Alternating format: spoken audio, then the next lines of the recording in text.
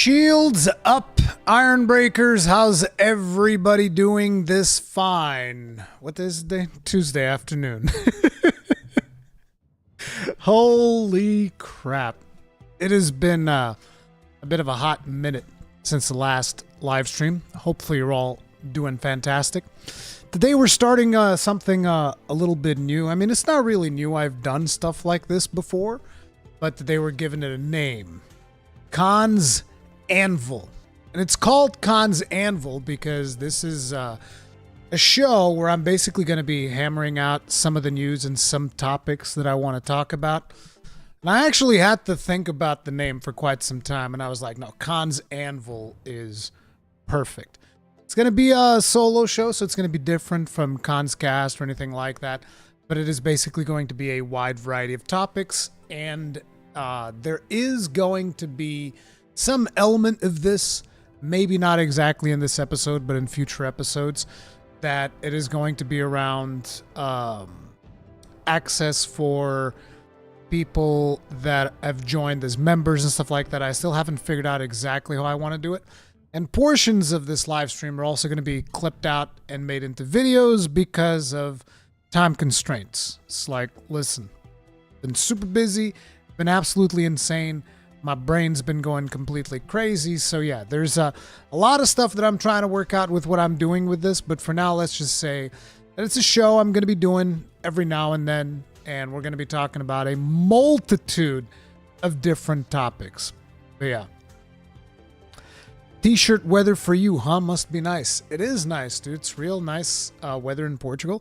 But to top it off, actually an even more important thing is my father came around to the warehouse and he actually fixed the blinds. Because these are electrical blinds and they were broken. So basically I just had a big stack of cardboard in front of me to cover the sun. So that, you know, whenever I need to do stuff that involves like proper lighting conditions. And now I can just change it whenever I want. So ever since then I've just had the blinds fully open. And I just have beautiful natural light coming into the office. And it is so good, dude. Nothing beats natural light. Nothing beats natural light, I'm telling you. Hey, Gru, how you doing? Angry Scott's dad with the Nagashi. Transconservative waifu. What's up? How long were they broken for? Bro, months. It's been so long, I don't even remember anymore. Hey, Dark Hero, what's up? Hey, T-Beret. What's up, everybody? But yeah, that's kind of like the plan for Khan's Anvil. Like I said, nothing set in stone. Still working out how I'm going to be doing all of these things, but I already have like a wide variety of topics we're going to be tackling today to get us started.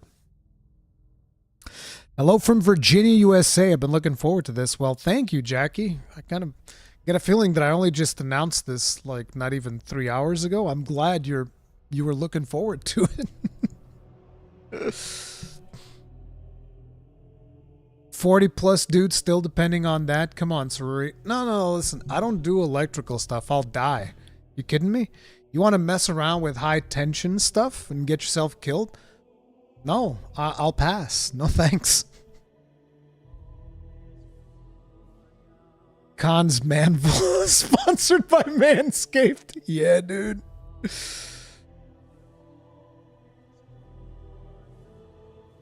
Yeah, natural light is friggin' awesome, dude. Been trying to download Stellar Blade demo with no luck so far. Why can't you download the demo? Should be able to download the demo just fine. Had no idea about it, but talk show sounds fun. Yeah, dude. Yeah, we got a lot of things to talk about. Got a lot of things to talk about. Like I've been absolutely in almost like a state of shell-shocked. I mean, not literally shell-shocked, but, you know, some very tame version of shell-shocked after we finished Dragon's Dogma 2, because I was like, dude, we just streamed so hardcore, so non-stop, just playing this game. And by the time I finished it, I was like, damn, the hell am I going to do with myself now? You know? And up until that point, it was just like, okay, I gotta play, what was the game that I was covering before? Gotta play Rise of Ronin. Gotta do this thing for Rise of Ronin. Gotta do this thing for What was there was another game even before Rise of Ronin that I'm forgetting now. But it was basically like, okay, work on this game, now work on Rise of Ronin, now work on Dragon's Dogma, now Dragon's Dogma. Oh yeah, there was also Final Fantasy VII Rebirth, which I didn't even get to play at this point. But it was just like all in a row in such quick succession that I was just like, bro. When my brain finally had like a break, it was like, I can't even do anything anymore. Just even recording the review for Dragon's Dogma 2, I couldn't even say 2 sentences in a row. Okay? My brain was just straight up not working. It's gone. Everything's gone. Gosper, thank you very much for being roasting at us for 10 months. Tip of the hat. Appreciate the support. Thank you. Rebirth will probably win Game of the Year despite the final stretch being miserable. I need to play that game. It's just, I'm not going to have enough time before the next couple of games that I want to play. So yeah. Sir, did you play Persona 4 Reload? No. I didn't play... No, wait. Persona 4 Reload? You mean Persona 3 Reload? Because Persona 4 Golden I did play back on the PlayStation Vita. I did play Persona 4. Play the entirety of Persona 4. Persona 3 Reload, I haven't played yet. I want to play that one too. But again, there's too many good games. There's too many good games. Not enough time. Not enough time. Looking good, man. I see the workout results. Oh, thank you. I appreciate that. I never miss one. I never miss one.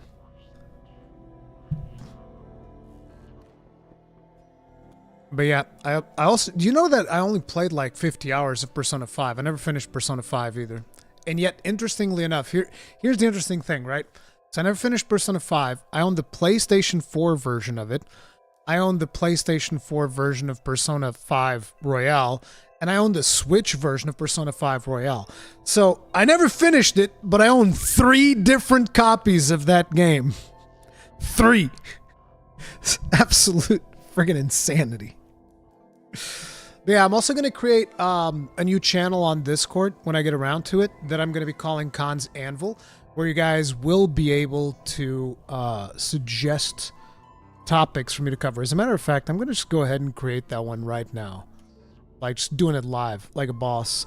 Create... Where's text channel?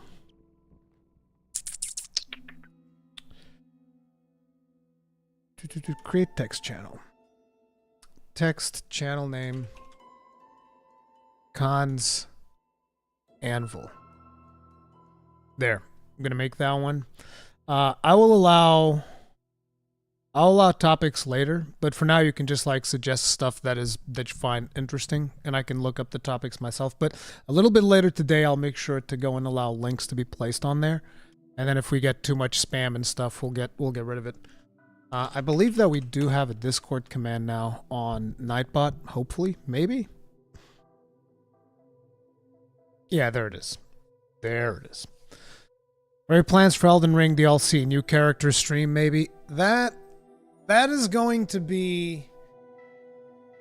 I don't know if I can commit to another full live stream of Elden Ring, because it's just a long game, and we just came from a 112 plus hours long playthrough. I kind of want to do a new character, but outside of stream, and then have that character ready. Maybe I'll make a video talking about what the objective is going to be for that character, and then I'll add that, and then we'll just go into the DLC itself. And the DLC itself, I'm not sure if it's going to be pre-recorded or a live stream. I don't know. I'll need to figure it out.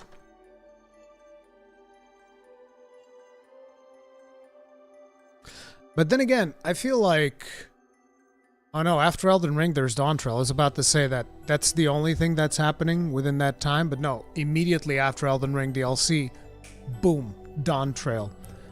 Because Yoshi P just said, okay, you guys get 1 week to play Elden Ring DLC, and after that, your ass is mine. Yeah. It's absolute insanity. Playing through Metal Gear Solid 5 again? Oh, dude. That was a good one. I love Metal Gear Solid 5. Dawn Trail hype. Can't wait for awful DPS queues. I'ma play a tank. No queue problems whatsoever. We don't have queue problems as tanks. It's fantastic.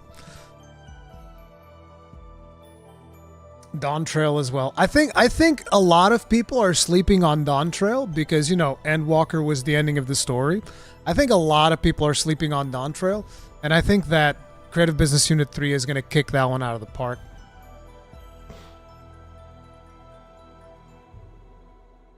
I need to get back to 14, I say, for the 100th time. Did you at least make it to Shadowbringers, Wada? I forget how far you were into it last time that you got into that.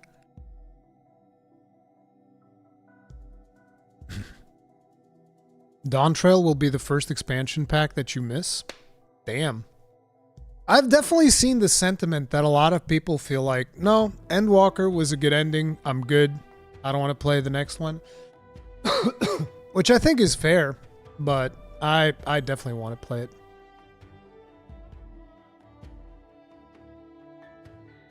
I definitely want. As a matter of fact, I need to jump in before the Final Fantasy 16 collaboration ends, which I believe it's around the 8th of May. So at some point in May, I'm probably going to jump into that.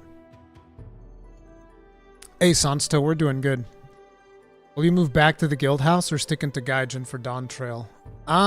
Dude, I do not want to make any guild commitments. I just want to log in and play.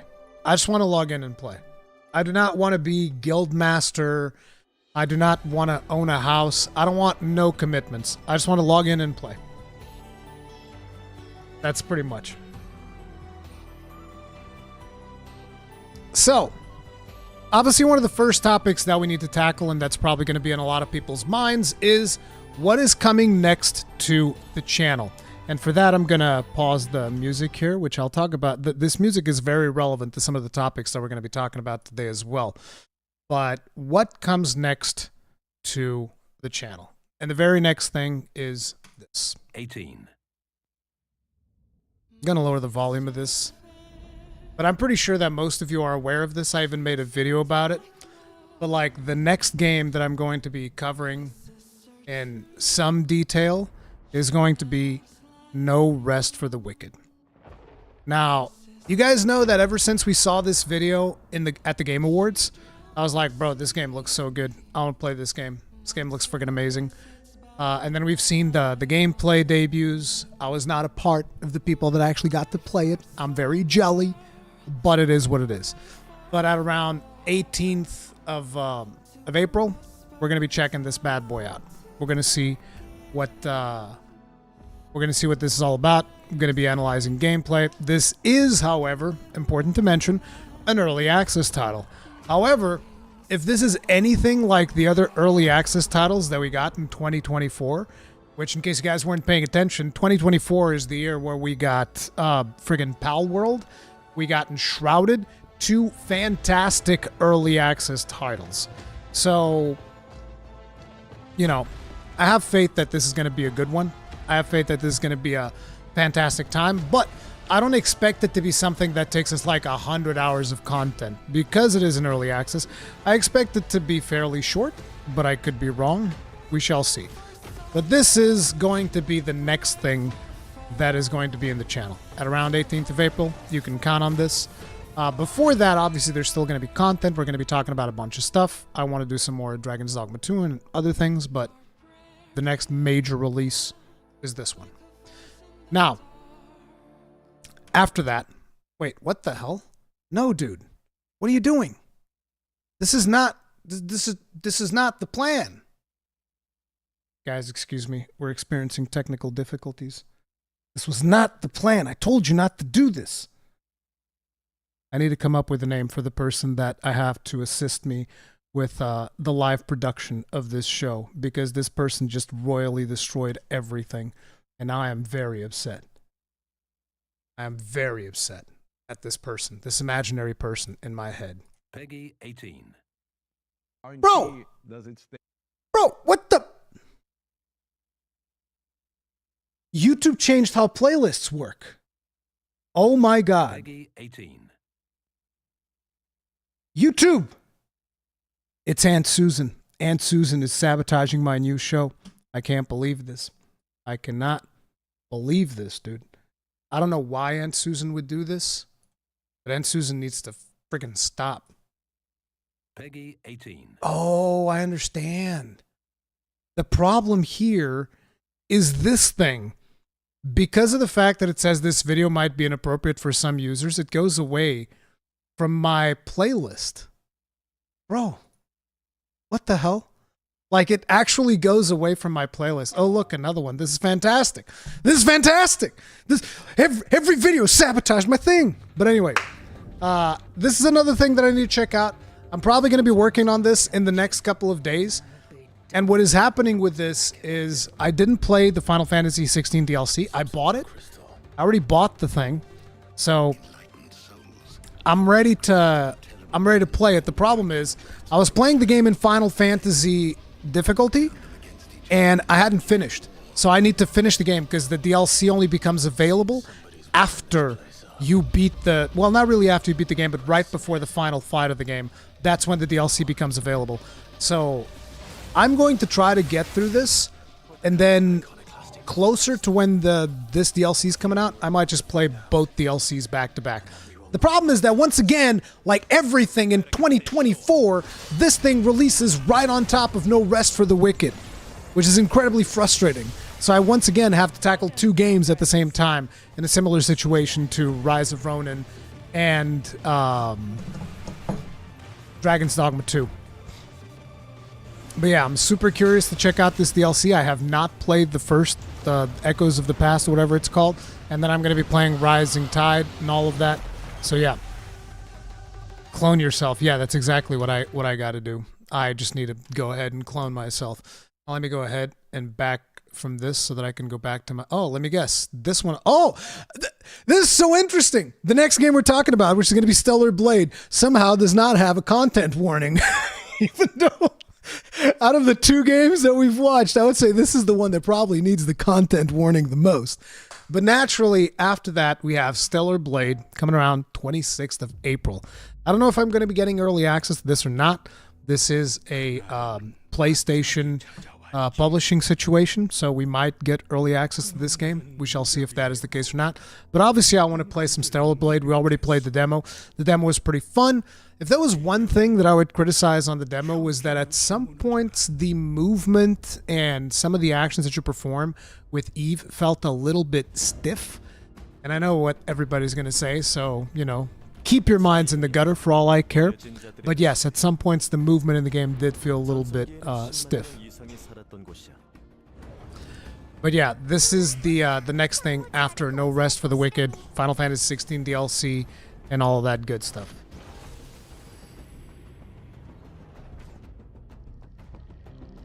There is a slight delay as well. Yeah, I agree.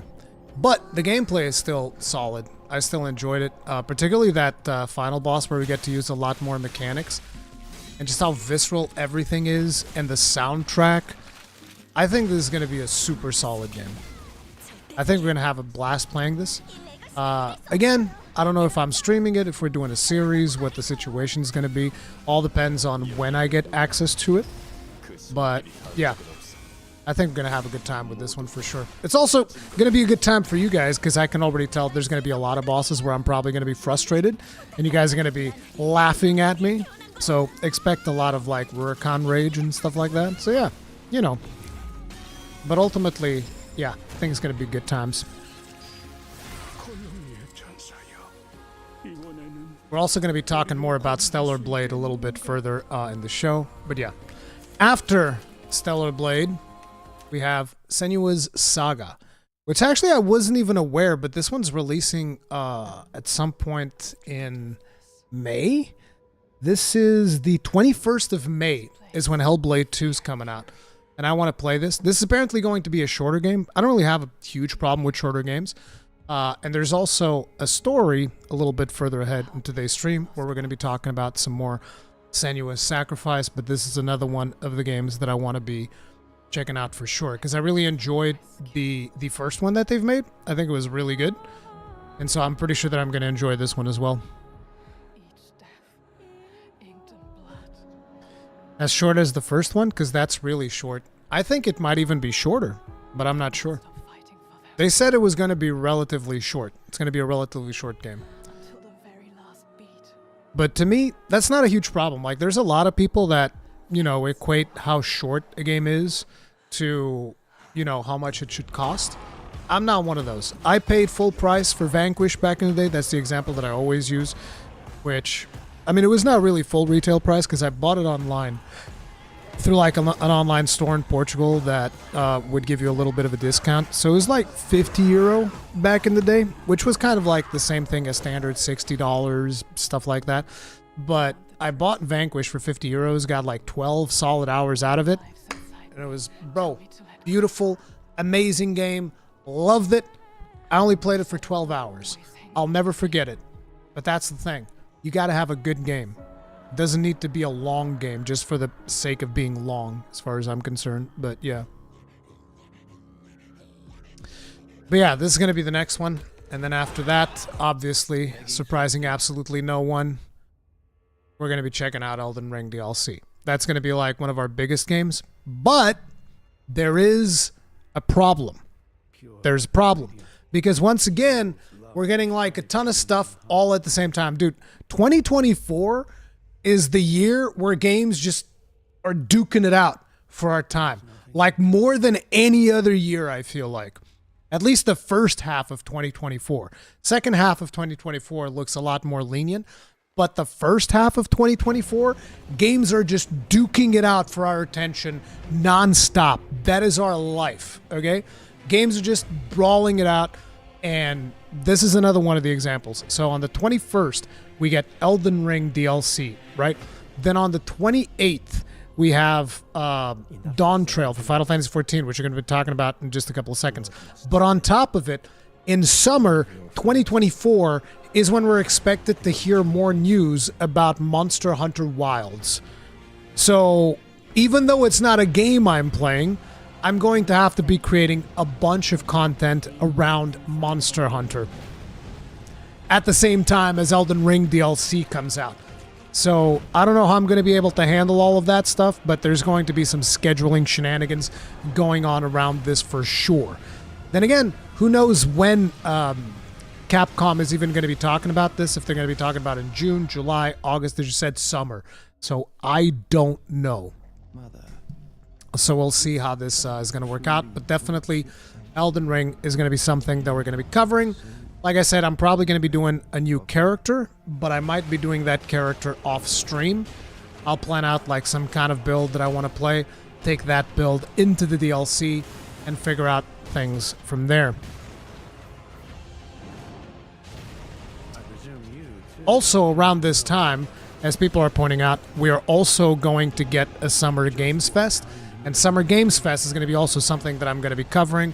We're going to be checking out all of the games that are going to be getting announced, which probably this year's Summer Game Fest is going to fill out the rest of the year with release dates and stuff like that. Because the rest of the year, we have like a lot of stuff in the beginning half of the year, but the rest of the year is actually looking somewhat empty. I mean, there's plenty of games coming out, but like games that I, and by proxy, a lot of you guys are going to be super interested in, there's not that much. There's some stuff, but not too much. Anyway, after the Elden Ring DLC, Final Fantasy XIV Dawn trailer. Now, I don't know if I should stream this because I don't think you guys are going to be interested in me streaming this, because this is just going to be a long live streams of me just reading through text and stuff like that. I would want to stream it, but I don't think you guys would want that. So we'll figure it out closer to the thing, what people are feeling like. But right now, this is probably just going to be something that I do off stream and create some content around the game as I play through it. But yeah, that's the plan. This is going to be something that I'm interested in. Yes, we would. Nah, that's what you think. That's what you think, dude. People also said the same thing about Final Fantasy VII Rebirth and nobody showed up. So, nah. Didn't you do Endwalker off stream and it was a blast? Yeah, I did. That's the other thing. You said you would, but you don't. No, I didn't. Don't lie. No, I didn't. I'd love to do it, but I don't know. It's It's rough because you guys need to understand, every time I do an unsuccessful stream, we're going to get heavily punished in the channel, in the algorithm. Every time there's one unsuccessful stream, one unsuccessful video, and we're back down in the drudges of the search rankings of YouTube at the very bottom of the barrel. So, you know, I gotta take my risks with a certain degree of calculation, so to speak. But yeah, this is going to be the next one after Elden Ring DLC. And then after that, the only thing that we have, really, is Black Myth Wukong. I don't think there's anything else, right? Yeah. There's nothing else right now that is set in stone with a secure date that I'm aware of. But we're probably going to receive some more stuff. I mean, there's Space Marine 2, which is probably coming out in September. We shall see how the coverage on that pans out. I want to play it, but yeah. Black Myth Wukong, I do want to check it out. I do want to play it. So that's another one. No Monster Hunter Stories? No. I already played Monster Hunter Stories 2, and I'm not going to go back and play Monster Hunter Stories 1 this year because the year is already too busy. And on top of it, doesn't Monster Hunter Stories 1 come also around the time of the DLC too? Or close to Dawn Trail or something? So yeah.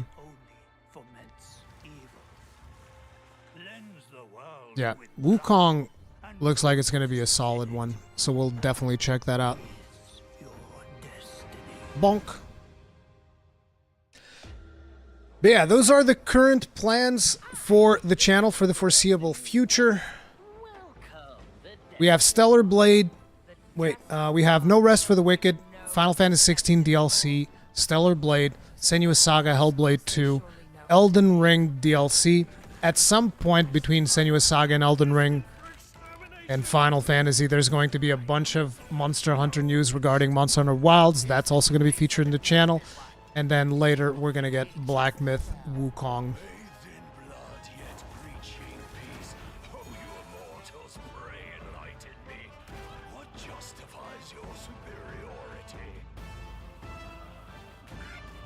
Now let me go ahead. Put this back on like so. I hate the fact that this thing just like destroys it. Destroys a playlist because of that. But it is what it is. Boom, boom, boom, boom, boom. Didn't they push Avowed to 2025? Yeah, I want to play Avowed. I think Avowed, it wasn't even in the lists. That's a good question. When is Avowed? Does it have a release date? I think it did get pushed. Fall 2024. So it doesn't have a hard date. I want to play it, but it doesn't have a hard date yet.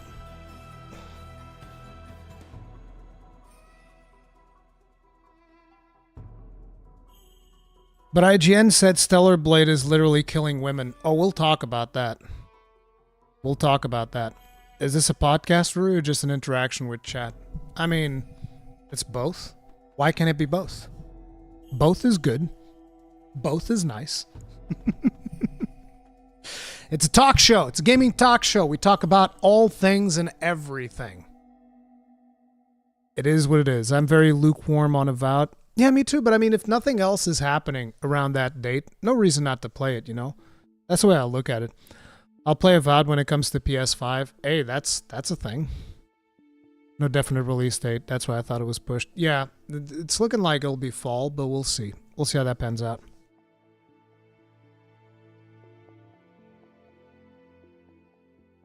Wukong looks like it's just a boss rush game. I'm pretty sure that Wukong is going to be an open world game. I think that's pretty much confirmed. Yeah. Well, if you can get it for free, definitely. I don't know what I can get for free. What's your expectation, Dog? They're going to tell Dawn Trail story after Endwalker. That's the thing. I'm not really a creative individual in terms of like video game development. So I don't know exactly what to expect from it, right? But I do know that they have made the best story I've ever experienced in any form of media. So I have faith that they're going to do right by it. So we'll see. Heard it was mission-based? Really? Black Myth Wukong mission-based? Could have swear we saw stuff that makes it seem like an open world, but I don't know. Yeah, I think the trailers made it seem kind of open world. But yeah, I don't know what they're gonna do with Dawn Trail, but I have faith that Yoshi P is gonna deliver solid on that one. By best story in any media, you mean Hildebrand. Hildebrand is a part of it. Hildebrand's amazing.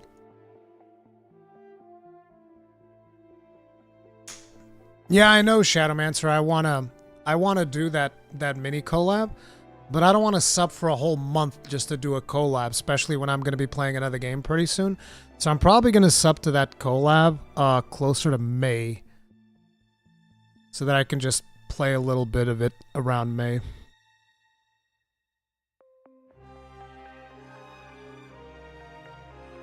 Maybe it's Dark Souls meets Monster Hunter? No, dude, stop. You sound like a game journalist, dude. No. Not like this. Not like this.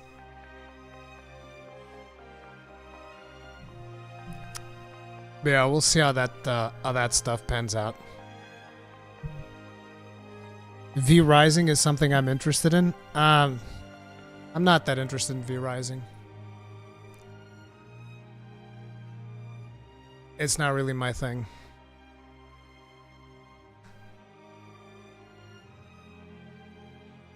I hope it's amazing, because I've seen that a lot of people are interested in it. It's just vampires aren't usually my thing.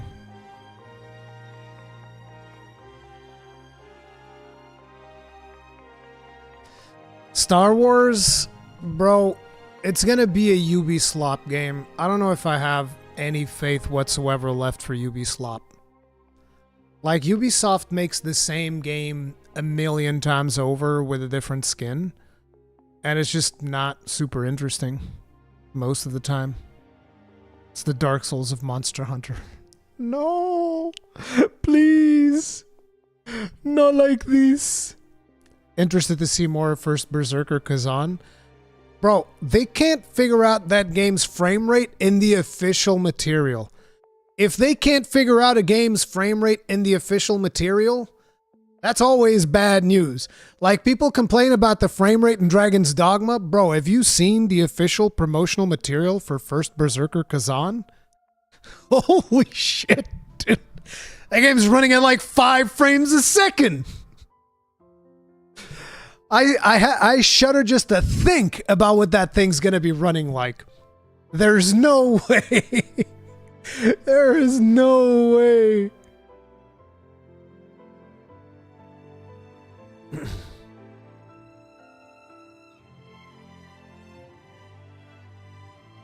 Legacy of Kain remake would be so good. Yeah. It's on the Switch, Rui. Wait, what? First Berserker Kazan is coming out on the Switch? Surely you jest. You jest. There's no way.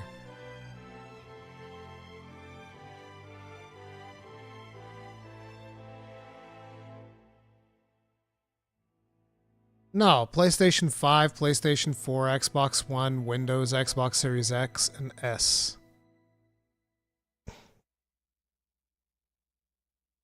It's not on the Switch. Don't lie. Can't believe you would troll me like this. Oh, man. Anyway, let's move on to the next topic. So apparently, the crew is shutting down. Now, this is a post that they posted on their official website December last year. Today, the Crew 1, including all its editions, virtual currency packs, will be delisted from all online stores. The game will remain playable until March 31st, 2024 for all the Crew 1 owners. After this date, the servers will be shut down, which means the game will not be accessible anymore on any platform, including PC, Xbox 360, Xbox One, PlayStation 4, Amazon, Luna, and Ubisoft Plus. So this is basically the future of a lot of video games moving forward, because this game was designed to be always online. And even though it doesn't need to be always online, there's no reason why it should be always online. I played The Crew back in the day a little bit. I didn't spend too much time on it, but I played enough. And it's like most of the content is just stuff that you can do by yourself. You don't even need to engage in a multiplayer of the game to actually enjoy the game. It was just like random races that you would do with other players if you really wanted to. But most of the content you can just do by yourself. You can just play the game, have fun. And for all intents and purposes, it was a fun game despite being by Ubisoft. And so they decided to shut this bad boy down, right?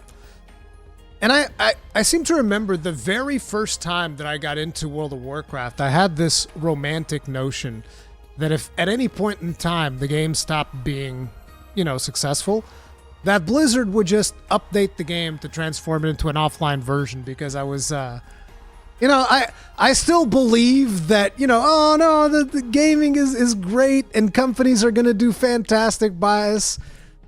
Clearly I was young and bright-eyed and had hope for the future.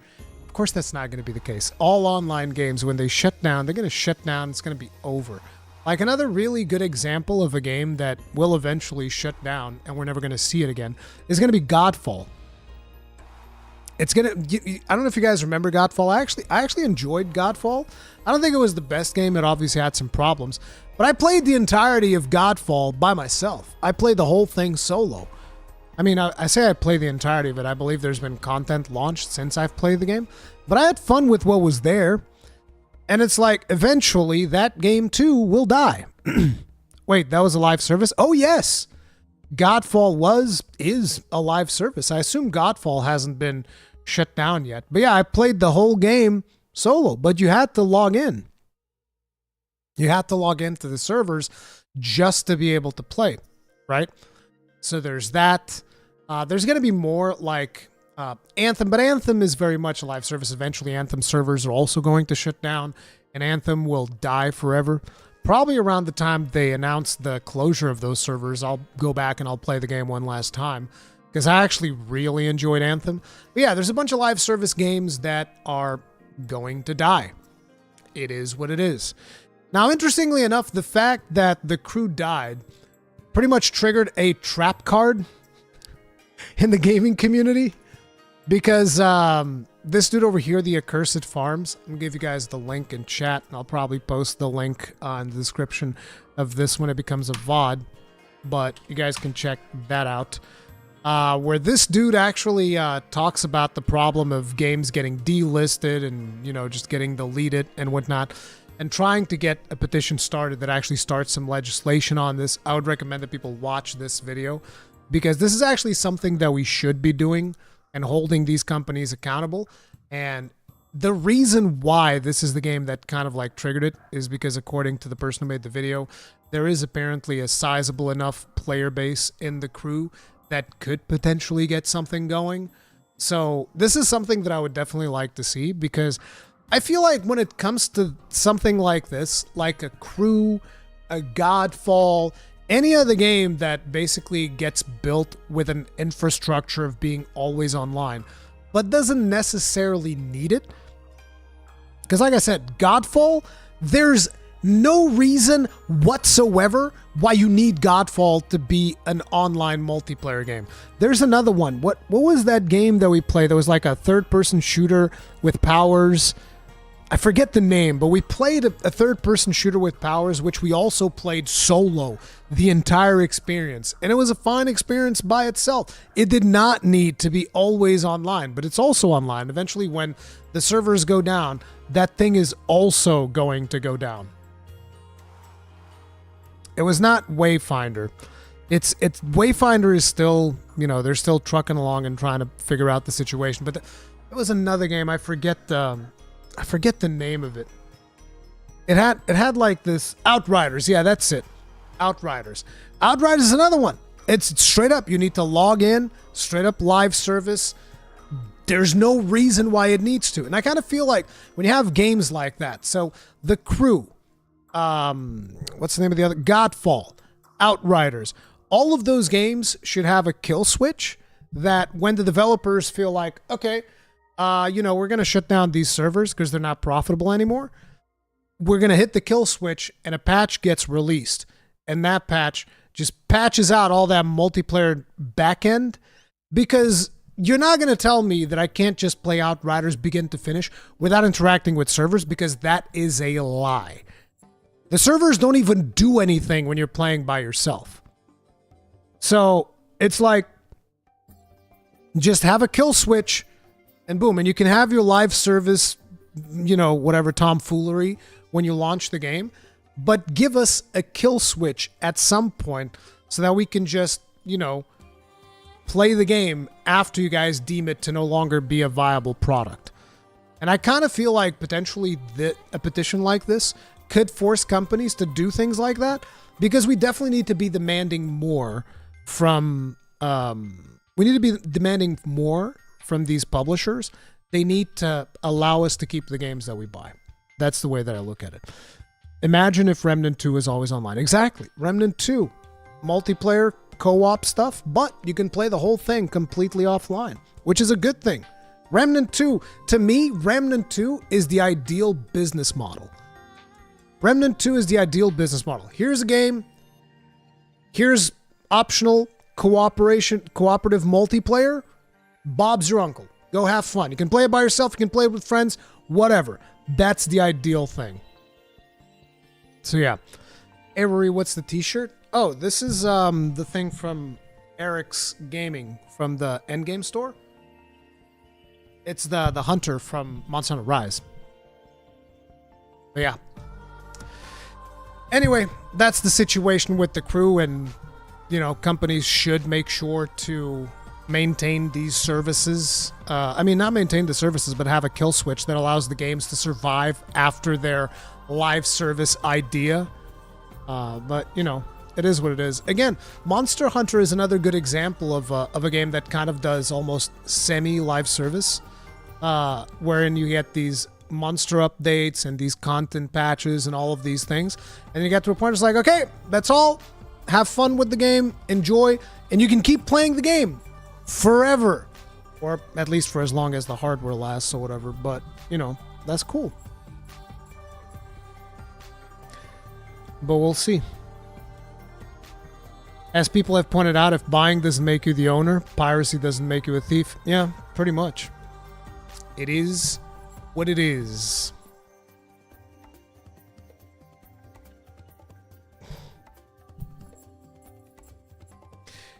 Kuhn, we're gonna talk about that too. We're obviously gonna talk about that too.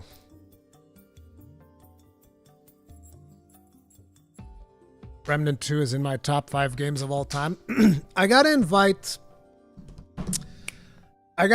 Tragic back to the podcast. We gotta have a conversation about why is 2024 so busted in terms of so many friggin' awesome video games coming out.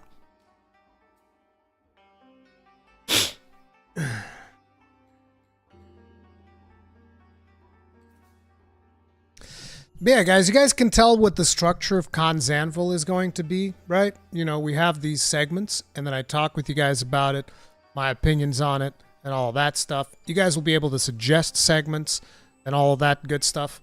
And then, I'm going to cut out some of these segments into separate videos, the ones that I find to be more relevant and all of that stuff. Because there's also news on here that I haven't read in their entirety. Those are going to be some of the things that we're going to be hammering out. You mean upcoming teased Remnant 2 DLC? I haven't been paying attention. I haven't been paying attention to any of that, so maybe. Just the detail, you're running this under Baldur's Gate 3 on YouTube. I know. Baldur's Gate 3 is going to be coming up. There's going to be a big part of this that is going to be talking about Baldur's Gate 3. Have you played the playtest for Vindictus? No, but I've seen it. I've seen it. They invited me to play it, but I remember when I played a Vindictus back in the day, and I was like, it didn't seem that interesting. And then I saw people play it, and it was just like a barren Unreal 5 world with a couple of werewolves for you to fight. That was it. Just got told Wicked has pole arms. Yeah, of course.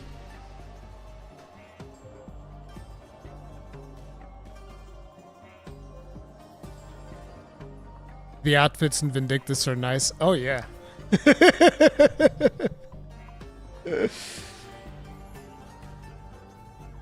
Have you gotten to the point that that you feel almost addicted to working out? No, I hate working out.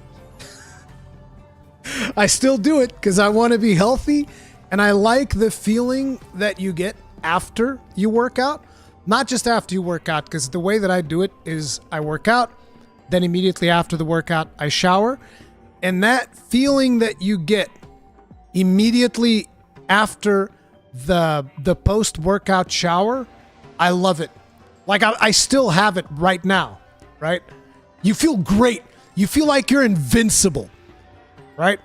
And then, a little bit later in the afternoon, you feel like you're about to die.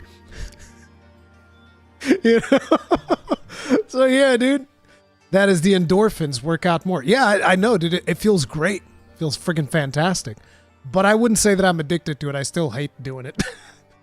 Like, it's one of those things. I don't like working out, but I still do it, like, religiously. And if I don't work out, it's because something got in the way. And it needs to be something really important to get in the way, because otherwise I'll just keep doing it. Do you take cold showers? No, I don't subscribe to that shit. I take a hot shower. I like warm water. I like my water warm and nice. I'm not working out to get like all buff and ripped, and I'm just working out for maintenance. It's mostly maintenance and just to be a little bit healthier. That's it. Okay, we have to tackle Rurikhan. Yes, Rurikhan. That's me. Get another drink of water.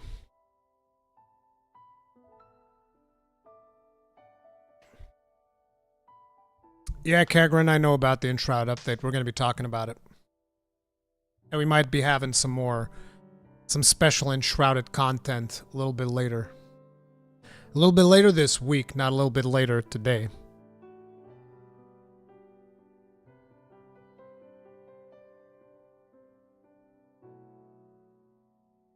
Yeah, but I don't like showering in cold water. I know that I can get used to it. It's not that hard.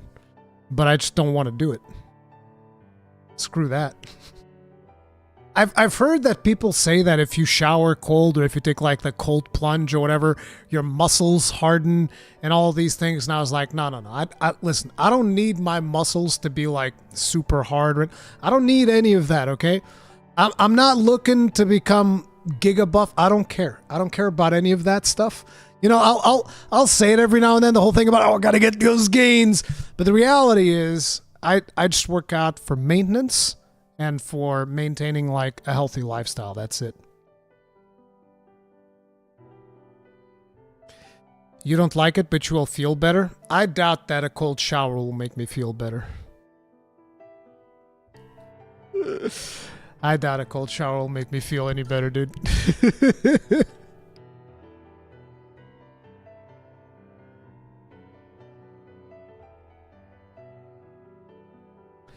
Where you gotta get IRL monster hunting? Yeah, dude. Alright, so. This weekend is your last chance to play 3DS and Wii U games online. They're ending the online service for both the 3DS and the Wii U, which really, really sucks. We're not going to be going over this whole article. I mean, this is a fairly short article, but basically, this was the writing for this was on the wall. But it makes me really sad for a couple of very specific reasons. Three reasons in specific, okay? Now, it's important to mention, I did bring this up immediately after the whole thing where we were talking about the crew and how the crew is shutting down. These games can still be played. You can still play all the games on 3DS, so long as you own them, with the exception of, obviously, I don't know if there's any online-only games on 3DS or whatever, or online-only games on Wii U, but any game that is a single player game, you can still play both on 3DS as well as on Wii U, so long as you have the hardware. And the games that I'm going to be talking about, I own all of them. Now, a really cool aspect of the 3DS that is shared with the Switch, and it is one of the reasons why I really like the Switch console, is that you still have ad hoc multiplayer. So even though it says you can no longer play online, if you can physically get close to a friend, you can still do it. And I'm sure there's going to be some type of service that you'll be able to like connect wirelessly to, and that's going to simulate ad hoc connections. I'm sure that is going to be a thing, because we had that back on PlayStation 3 with Monster Hunter Freedom Unite, where I was able to... This is like one of the weirdest things that I had done, but PlayStation 3 used to have this software that was called... I don't remember if it was called Ad Hoc Party or whatever it was, but there was this software that you could have. This is official software. You didn't have to like destroy your console or anything like that. And so it basically simulate the ad hoc functionality of the PlayStation Portable. So here's what I would be able to do with a friend of mine. I would have my PlayStation Vita with Monster Hunter Freedom Ultimate, and I would connect to my PlayStation 3 with that PlayStation Vita, and then my friend in his house would connect to his PlayStation 3 with his PlayStation Portable, and we would be able to play multiplayer like that. So that is really, really cool. So that is one of the features that you still have with 3DS, and that you still have, with the Switch. Even after the online services go away, you're still going to be able to do ad hoc. And ad hoc, to me, is some of the coolest multiplayer that you can have. You just go up to your friend's place, you both bust out the console, and you just play together right then and there. And that is awesome. Now, I've heard about this Pretendo thing. I haven't looked into it, but apparently Pretendo also works for 3DS and Wii U, and it is going to be a service that allows you to still play these games online. And apparently on the Wii U, you don't even need to mod your console or anything, because there's some exploit that they found out that you can just go into Pretendo and keep playing stuff online. But again, you're still relying on a third-party service. Who knows how long that lasts, which again is one of those things why I personally really like ad hoc. I think ad hoc is amazing for stuff like that. And it is one of the reasons why, I hope that the Switch 2 is backwards compatible. But anyway, we still have a problem, which is we have a couple of games that are still being held hostage by these consoles because they haven't moved forward, which kind of sucks. One of those games is this. I don't know if you guys have heard about this game. Monster Hunter 3 Ultimate. 3 Ultimate. Gaming system limit yours. So you can play this on 3DS, or you can play this on Wii U. Now with more but yeah, options than ever before. This is an awesome game. I just noticed that this probably is copyrighted music, so this is probably going to be a problem. But yeah, Monster Hunter 3 Ultimate, still you can only play it on 3DS or Wii U, which I really wish that they would just port this onto the Nintendo Switch.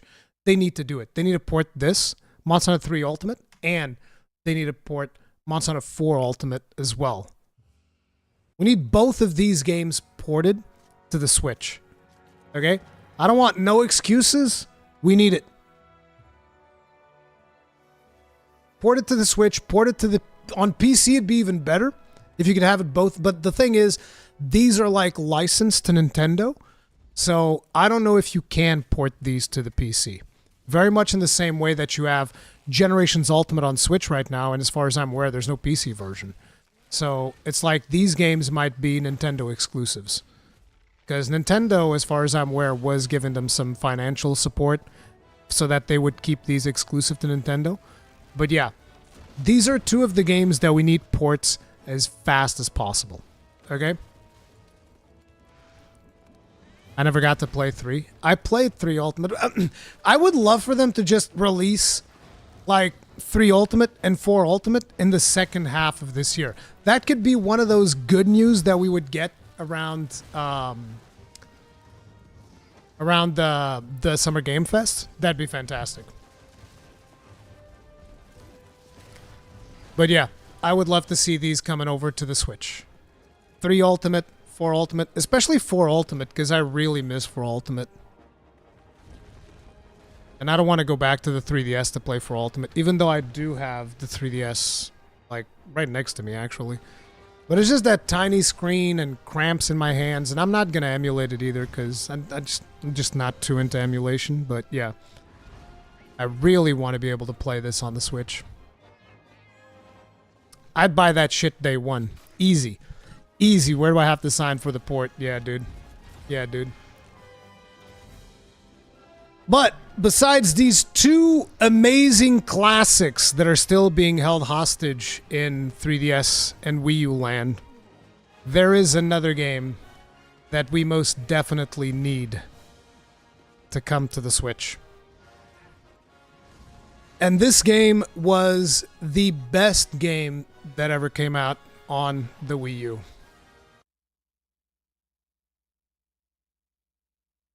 We need this, team. We need this. We need this. Anyone who hasn't played this game, you have no idea what you missed out on. You have absolutely no idea what you have missed out on.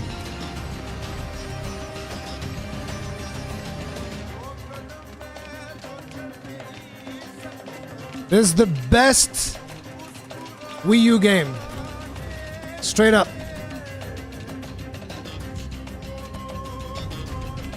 This has some of the best exploration in video games. And this is like an old ass game too. When this came out, like 2012 or something? Like, this is a really old game.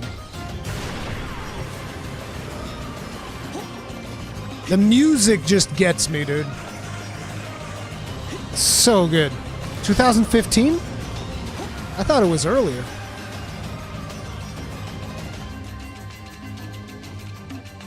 Come on, Nintendo. When are you gonna give Monolith Soft the respect that they deserve? Give us Xenoblade Chronicles X, bro. The scale looks amazing. You have no idea, dude. You have no idea.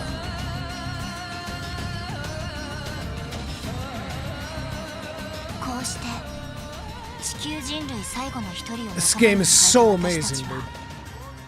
This is probably my favorite Xenoblade Chronicles game.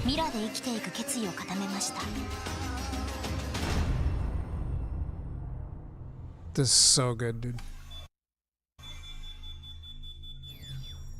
Oh yeah, it even says 2015.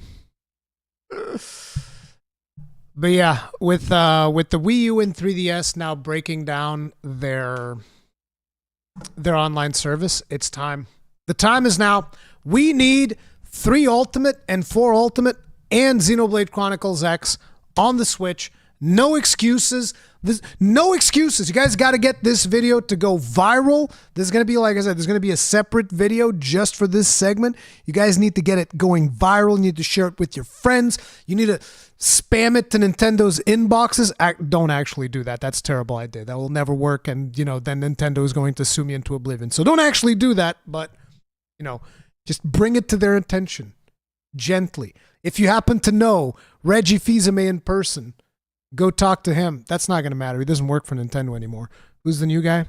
David Bowser, whatever, right? Dave Bowser, I think is his name.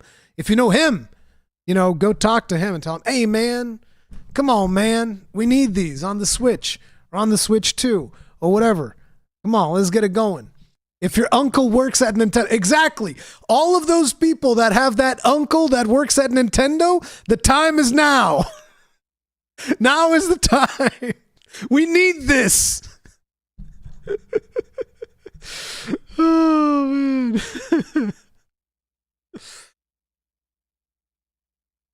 But yeah, and that's why we're listening to the soundtrack of Xenoblade Chronicles. In case you guys haven't noticed, throughout today's show, throughout today's edition of the Cons Anvil, we've been listening to Xenoblade Chronicles X's soundtrack.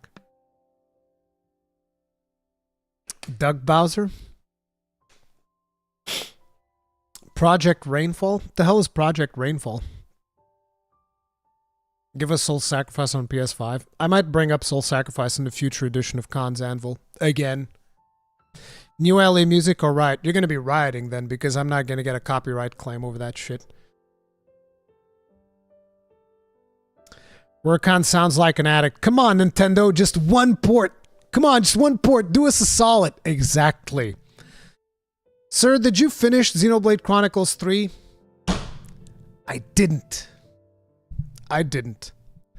Like I said, Xenoblade Chronicles 3, while I like it, and I think it's a really good game, it hasn't hit nearly as hard as the other Xenoblades for me.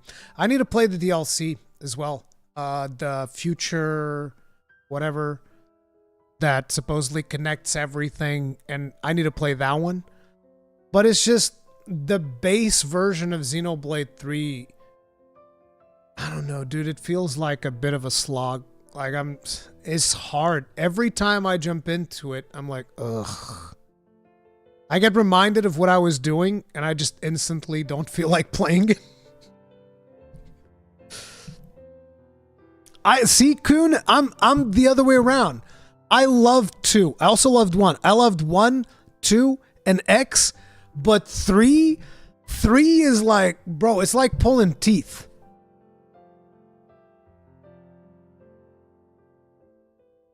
Three is like pulling teeth. Like 2 was amazing. I love 2. 2 has the best combat in any Xenoblade.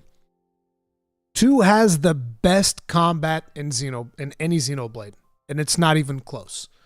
Not Torna though. Torna sucks. Torna just took all the good things about the combat of Xenoblade 2 and said, "What if we just ignored all that?" You know, it's like I feel like the people that enjoy the combat in Torna more than they enjoy the combat in 2 are the people that were never able to understand how the combat in 2 works. The people are going like, wait, I have to set up this orb? Now I have to break it, and I have to break it in a certain order. You know, and those people are like, oh man, and Torna, I can just do whatever the fuck, and it doesn't matter. I'll just combo fire with fire. Why? Because fuck you, that's why. I don't care. And I always thought that the very first time that I fucked up a combo in Torna and realized that it didn't matter, I was like, wait, what? Nothing matters? What's the point? So yeah, Xenoblade 2 is amazing. Base Xenoblade 2. Torna was not as amazing, in my opinion.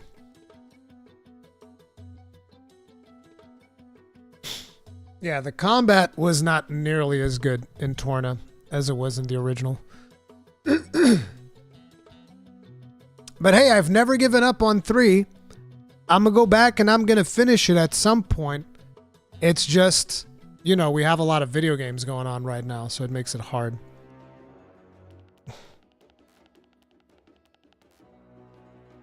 Carlito, there's never an editor. I'm the editor.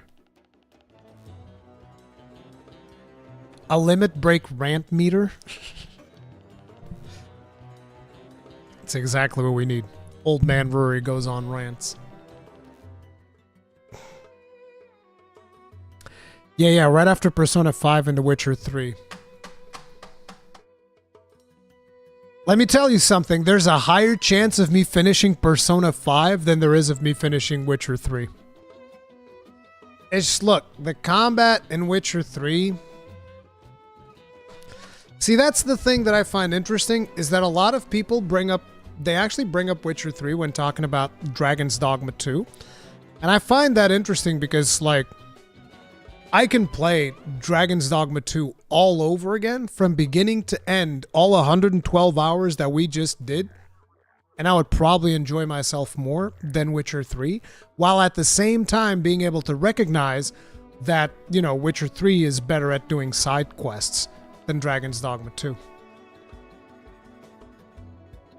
But the thing is, the combat in Dragon's Dogma 2 is fucking amazing.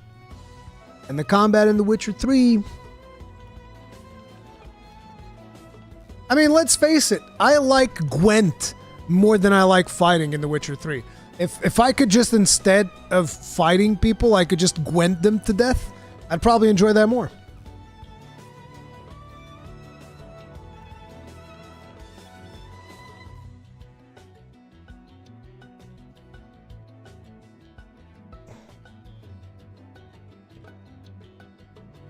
Yeah, I think a lot of the people that watch me probably dropped Witcher 3 because of the combat. Because I feel like over the years, you know, as people have come to watch me, usually it's people that enjoy the same things that I enjoy. Even though I appreciate people that disagree with me and all that. I love having discussions and stuff. But like, if you like the same things that I do, which most of you guys usually end up liking, it's very hard for us to enjoy Witcher 3 and Skyrim because the combat just falls short of our expectations.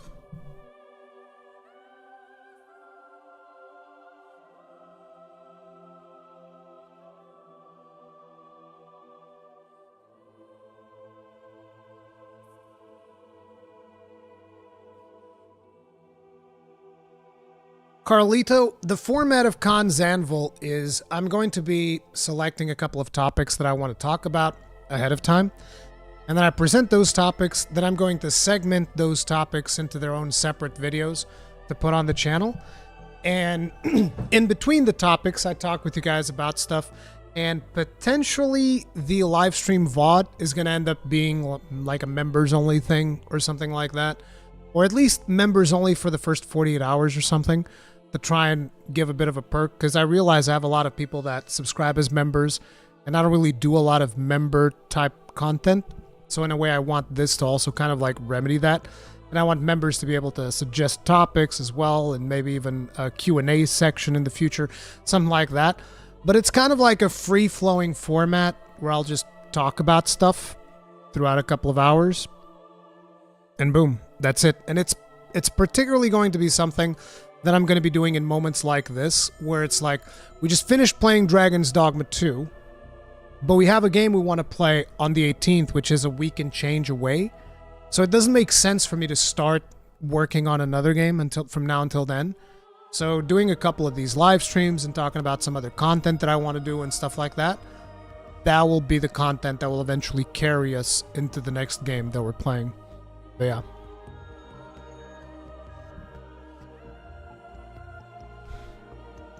Combat is literally everything. Did you watch the Witcher Netflix series? I watched, I think, the first season. I think I watched the first season, yeah. True, this is why I hate Combat Elder Scrolls. Only like Dragon's Age, Dragon's Dogma. I have that issue with Horizon. I actually like the combat in Horizon, because the combat in Horizon is somewhat inspired by Monster Hunter, but although they took some deviations there. But there's a lot of interesting things that you can do in Horizon. I don't think combat in Witcher 3 is particularly bad. I wouldn't say that it's bad, it's just not... It's one of those things where it's like, if you've never played something better, then Witcher 3's combat is fine. But if you've played Dark Souls, if you've played Monster Hunter, it's very hard to get into Witcher 3 combat. That's the problem. Will there be guests? Guest is Khan's cast. I might eventually do one of these with guests, but guest is usually Khan's cast.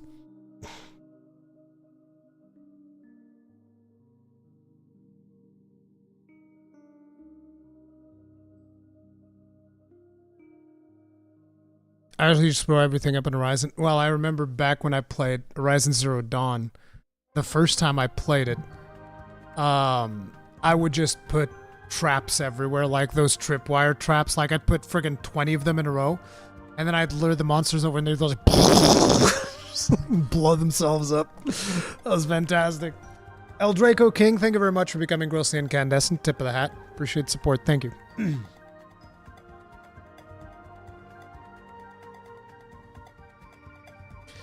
People seem to love Batman's combat, and that's nothing but button mashing. Yeah, I always thought that was weird. I mean, it's alright. I don't think it's bad.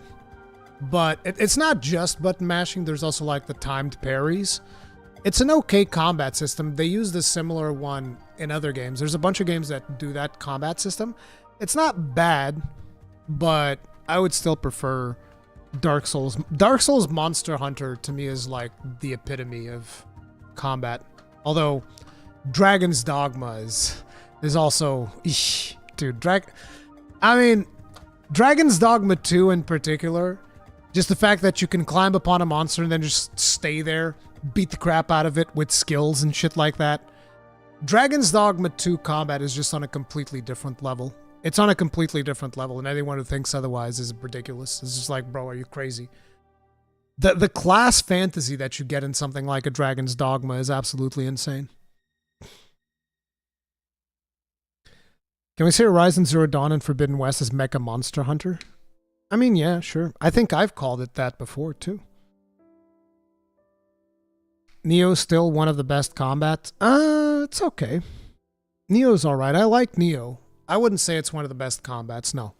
I prefer Dragon's Dogma over Neo. Spider-Man and Batman have basically the same combat. Yep, exactly. And probably the Wolverine game that Insomniac is working on is probably going to have that too. Soul Sacrifice Delta is amazing. And it has amazing story too. Like Soul Sacrifice Delta, before playing Final Fantasy XIV, I think Soul Sacrifice Delta had like the best... It's not really the... I'm not sure if it would be the best story that I've played, but it's the best set of stories that you would have. Like the grim fantasy stuff that they did in that game. Friggin' amazing.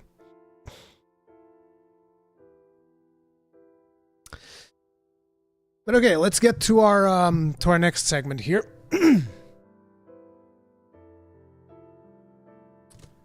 Bro, I don't know what's going on with my throat, but like it starts getting worn out really fast. Dragon's Dogma streams was when I first started noticing that. I might need to drink some more tea.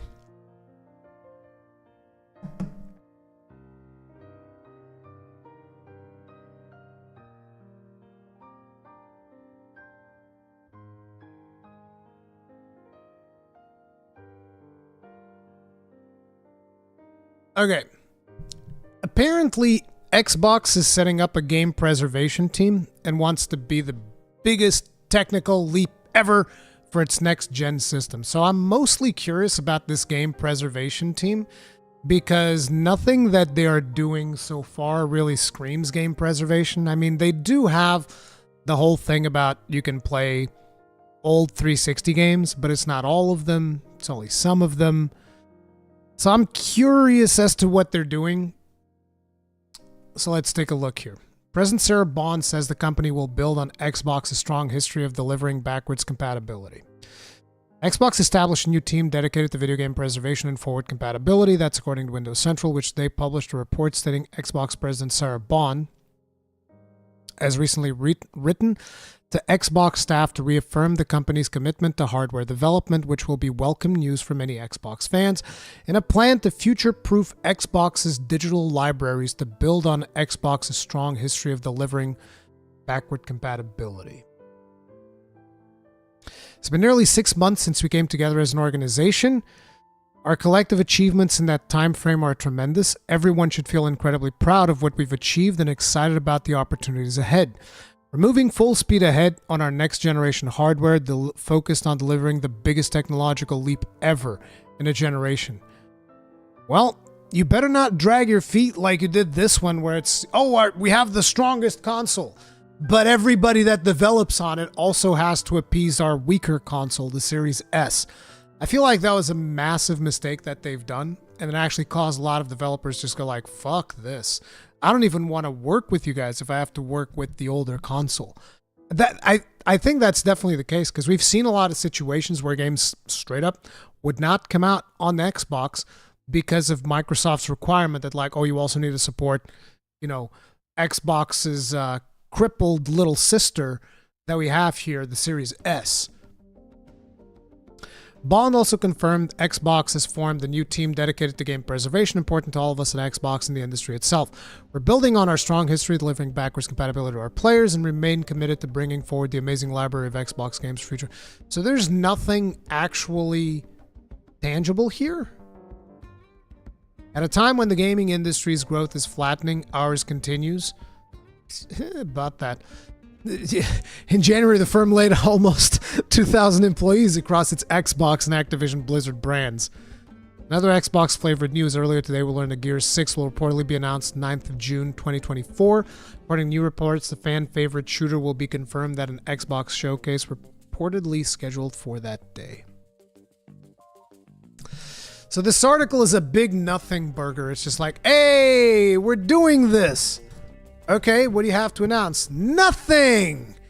It's like me saying, hey guys, I'm working on a new show. No, wait, it's not even like that because I'm already doing the new show. I'm actually delivering.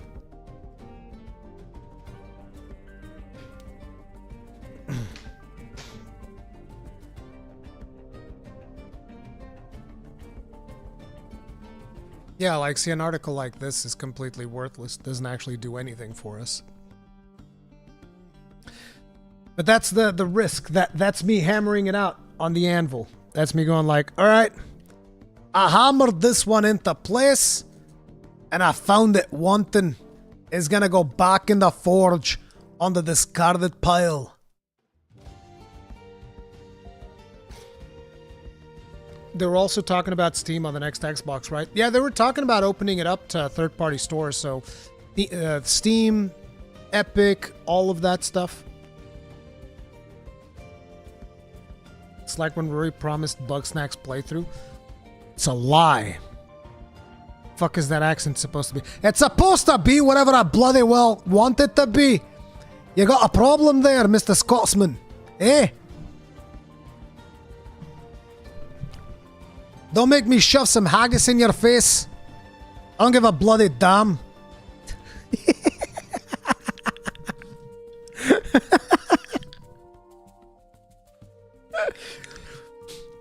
I love the fact that Mr. Tummy Giggles is forever going to have to call me out on my bad Scottish accent.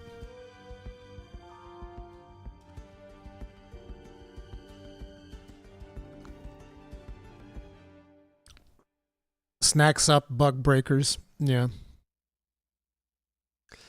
What do you mean about Baldur's Gate 3? We're going to be talking about Baldur's Gate 3.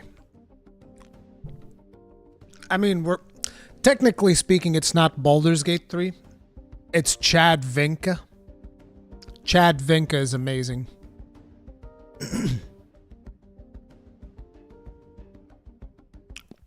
Chad Vincke is an awesome dude. Sir, when are we getting an Armored Core 6 spoiler cast? Oof. I haven't finished it. I haven't finished my New Game Plus Plus yet. And Final Fantasy 16 is going to take priority over that, so it's going to take a while.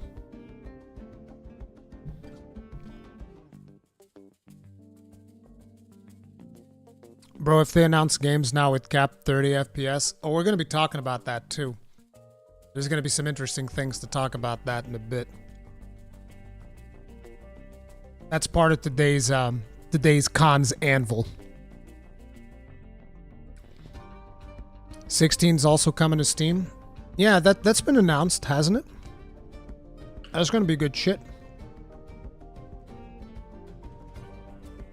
Most games are going to be capped 30. More like knee-capped 30. You need all the ray tracing. And ray tracing is so... I don't want to say worthless because I guess in some situations where it's, oh man, I really want that immersive. But the thing is, I can't use ray tracing because I use AMD cards and ray tracing just, right? Because it was technology developed specifically for NVIDIA. But I'm telling you, I've turned ray tracing on and turned ray tracing off, and I look at it and I was like, I don't care. You know, I'm stabbing a Cyclops in the eye. I'm not looking at the light reflecting on the what. I'm stabbing a Cyclops in his eyeball. Okay? I don't care if the eyeball's reflecting light. I want it to be puking out blood. That's what I need.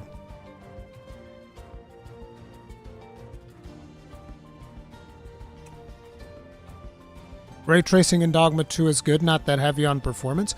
Have you seen the analysis from Digital Foundry? In some situations, it's like 15 frames. not that heavy on performance, 15 frames is like a quarter of 60. It's a lot. It is actually pretty fucking heavy.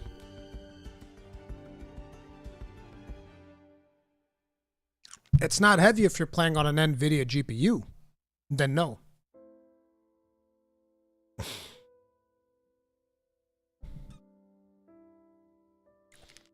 I just don't think there's ever going to be a situation where if I have to give up frames for ray tracing, I'm going to be like, yeah, I'm willing to give up those frames for the privilege of ray tracing. No, never. Nope, I'll pass. No, thank you. It's never going to happen. As a matter of fact, just give me the games with ray tracing defaulted to off. Sir, do you know Happy Console Gamer? I've seen some of his stuff, yeah. I've been rigorously trained to deal with FPS drops. I used to play World of Warcraft on my laptop at 14 frames a second. Bro, you think you had it bad at 24 frames a second? Try doing hardcore rating on 500 milliseconds as the main tank. That's what I did. Hardcore rating, 500 milliseconds as the main tank. All right. Not in WoW, Monster Hunter World. Okay, never mind. You said World, and I thought it was World of Warcraft.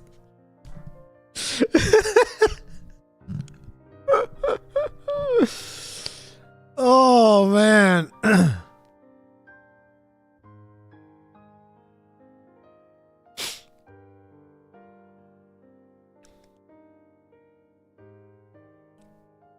Yeah, frame generation is much more interesting technology.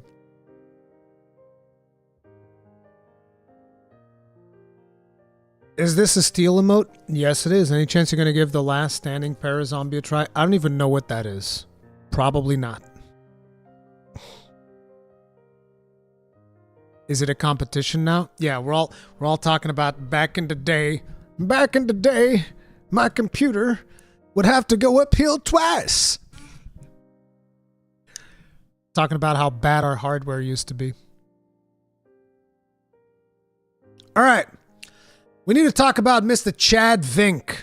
His actual name is Sven Vincke. I think it's pronounced Sven Vincke. I hope that's the way that it is. This is, you know, the head of Larian Studios, who is obviously the team that made Baldur's Gate 3, which is an amazing game. That third act was on release was just kind of rough, but other than that, the game's absolutely amazing. Love playing it. As a matter of fact, I ordered one of these editions, the PlayStation 5 version or whatever that comes with one of the latest patches. I believe that is going to be shipping soon, or it shipped soon. I definitely haven't received it yet, but yeah, I've ordered one of these collector's editions of this game. And this is one of those games that I really want to keep supporting and talking about as much as possible. If just for one, I mean, besides the fact that the game is fundamentally amazing, it's an awesome game, fantastic, had an absolute blast playing it. The amount of passion poured into this game is nothing short of absolutely staggering. This is one of the best games ever made, hands down. And I love that I can always bring this up because it just feels great to bring it up, you know, because you know how publishers are always saying, oh no, I can't do this because it's not financially viable. We can't do that because it's not financially viable. You guys don't understand. It's so hard. We need so much money. And then you have, you know, Larian Studios comes out here and they're like, hey, do you guys have in-game purchases? No, there are no in-game purchases in our game. We believe in providing complete and immersive gaming experience without the need for additional purchases. Enjoy the game to its fullest without any additional costs or microtransactions. Chad Vincke strikes again, being the absolute Giga Chad that he is, the industry pillar. Just comes up and says, hey, you know all that bullshit people keep telling you about how this is not financially viable, there's all of these problems, and That's all a bunch of bullshit. Look at the game we made, won Game of the Year, won God knows how many awards at the Game of the Years and the DICE Awards and the BAFTA Awards. And Sven Vincke's like, I need to get a bigger boat for all my awards, okay? There's not enough room for all the awards at the office anymore, so we had to buy a boat. And I hope that this game continues to make truckloads of money into the future. I think it's absolutely awesome. Because it shows you that there is another way. You don't need microtransactions. You don't. Like for a lot of people that said that I was defending microtransactions in Dragon's Dogma 2, which I find hilarious because I'm like, did you actually watch the video that I made on the topic of microtransactions? No, you didn't? Yeah, I figured you didn't. But no, I don't like microtransactions in general. I don't like microtransactions, particularly in single-player games. I think microtransactions just fucking suck. So, you know, it is what it is. So this is one of the things that I really respect Larian for doing, on top of also making fantastic game for us to enjoy. But then we also have this situation over here. Let me pause the music a little bit. Where our guy, Chad Vincke, just lays his on the table and goes like, yeah. Oh, wow. So I thought Jason, our cinematic director, was going to pick up this award, so I didn't prepare anything. And as a matter of fact, I'm doing a talk tomorrow, so I didn't prepare anything for anything else. So I hope we're not winning anything anymore, because otherwise it's going to be really painful. I was walking here and I was saying, you got to do I hope we're not winning anything anymore. Oh man, what am I going to do with all these awards? It's like, oh man, suffering from success. Something in case you win something, and I didn't have anything. And then the speeches here have been so good and basically stole all of my thunder of the things I wanted to talk about. So about stopping war and about stopping the greed, which has been fucking this thing up for so long, ever since I started, ever since I've been fighting with publishers my entire life. So it's like, and I keep on seeing, I keep on seeing the same mistakes over and over and over, and it's always the quarterly profits. The only thing that matters is the numbers, and then you fire quarterly profits. This is one of the biggest problems we have in this industry right now, bar none. This is the reason why you see Rise of Ronin coming up on top of Dragon's Dogma, and both games have a certain degree of unfinishedness to them. In the case of Dragon's Dogma, we obviously have performance issues, and as a lot of people have pointed out, we could have used more monster diversity. One of the things that I didn't see a lot of people point out, but that I did point out in my own review after I finished the game, is that we could have also used more dungeon diversity. But you get to the end of March, it's that financial quarter, it's like boom, boom, boom, out the game comes. Rise of Ronin, some similar problems. There were also performance issues on it. We could have probably polished up those visuals a little bit more. That horse animation is absolutely laughable. But that's just the reality of a lot of video games nowadays. Those quarterly profits. Comes time for quarterly, games got to release. It is what it is. And it friggin' sucks. Because a lot of games could benefit from staying a little bit longer in the oven. And we would end up getting much better games out of it for those games taking longer to do. Everybody, and then like next year you're going to see, shit, I'm out of developers, and you're going to start hiring people again, and then you do acquisitions, and then you put them in the same loop again, and it's just broken and broken and broken. You don't have to. And basically, this is one of the problems wherein you fire people and then you hire new people and then you lose talent because people who were there already knew what they were doing. Like imagine, for instance, right? Imagine that this is not an independent show that I'm running, like the Rurikhan channel is not independent, right? And there's an investor behind it that actually pays me. And at a certain point, this investor goes like, hey, you know what? The channel is not making enough money. Let's say they were paying me, I don't know, 2,000 euro. The channel is not making enough money. I'm going to fire you. And, you know, then they hire somebody else to come do what I do. And let's say, for the sake of, just for the sake of a hypothetical, let's say that this person has the exact same personality as me, which means that on camera, he has the same charisma as me, because I'm very charismatic. No, but you guys get the idea, right? Let's say that on camera, this person is exactly like me. You actually don't lose anything, which is not going to be the case. But let's say for the sake of argument, that would be the case. That person does not know almost anything about the YouTube algorithm from all the experience that I have about when to schedule live streams, when to do live streams, what to live stream for the audience. They don't know how to edit videos the same way that I do. They don't know how to set up OBS the same way that I do. They're not willing to maybe stay up late the ridiculous amount of nights that I do. They're not willing to put in the same degree of effort, and on top of it, they're not going to have the same degree of knowledge that I already have about making thumbnails, making all these things. So even though they can technically do the same thing that I do on the channel, and they have the same charisma levels and all that stuff, they don't have the same experience that I have over the years. And therefore, ultimately, the channel would end up suffering for it, and it is going to generate even less money because of it, because of something very simple, which is the investors weren't able to recognize that this is a, what do you call it? Not sporadic, but it's an alternating, there's variable income in this business, right? And so rather than taking the hits with the highs and the lows, they're like, no, screw this. I'm just going to get somebody else. And then the channel goes, because experience goes to shit.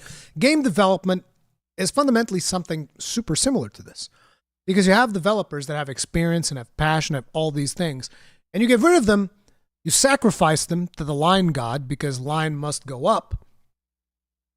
And now all of that experience that these people have had about solving problems, about the shorthand that they have with their team members, it's gone. It's gone. That's just gone forever. And I have to start from scratch. And you hire this person and you train them up. And just as they're beginning to earn more experience and all of that, you fire them. And you bring somebody else in and the cycle resumes, which is what Sven is talking about.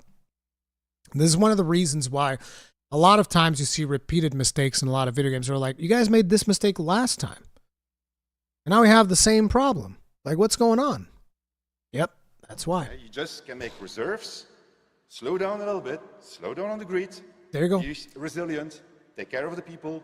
Don't take lose care of the institutional people. Knowledge that's been built up in all of those people that you lose every single time, so that you have to go through the same cycle over and over and over. Yeah. This is a very important thing that he brought up. And this I'm covering this now. I'm a little bit late on this because I was busy with a bunch of other games coverage that I was doing at the time, and I couldn't really talk about this. But this is a huge problem that we have in the industry right now, because people don't take care of their own. They just keep firing. And one of the situations that we had that kind of caused all of this was actually the pandemic. Because people saw line going up during the pandemic when people were basically forced to stay at home. And, investors immediately said, bro, this is it. This is going to last forever. Line go up forever. Because investors, they can't fathom that something stagnates. Not only it stagnates, but actually it's on the downturn right now. Because we had like a massive growth around COVID era because people were locked at home, so they didn't have anything better to do. So they just played video games. So therefore, boom, big explosion.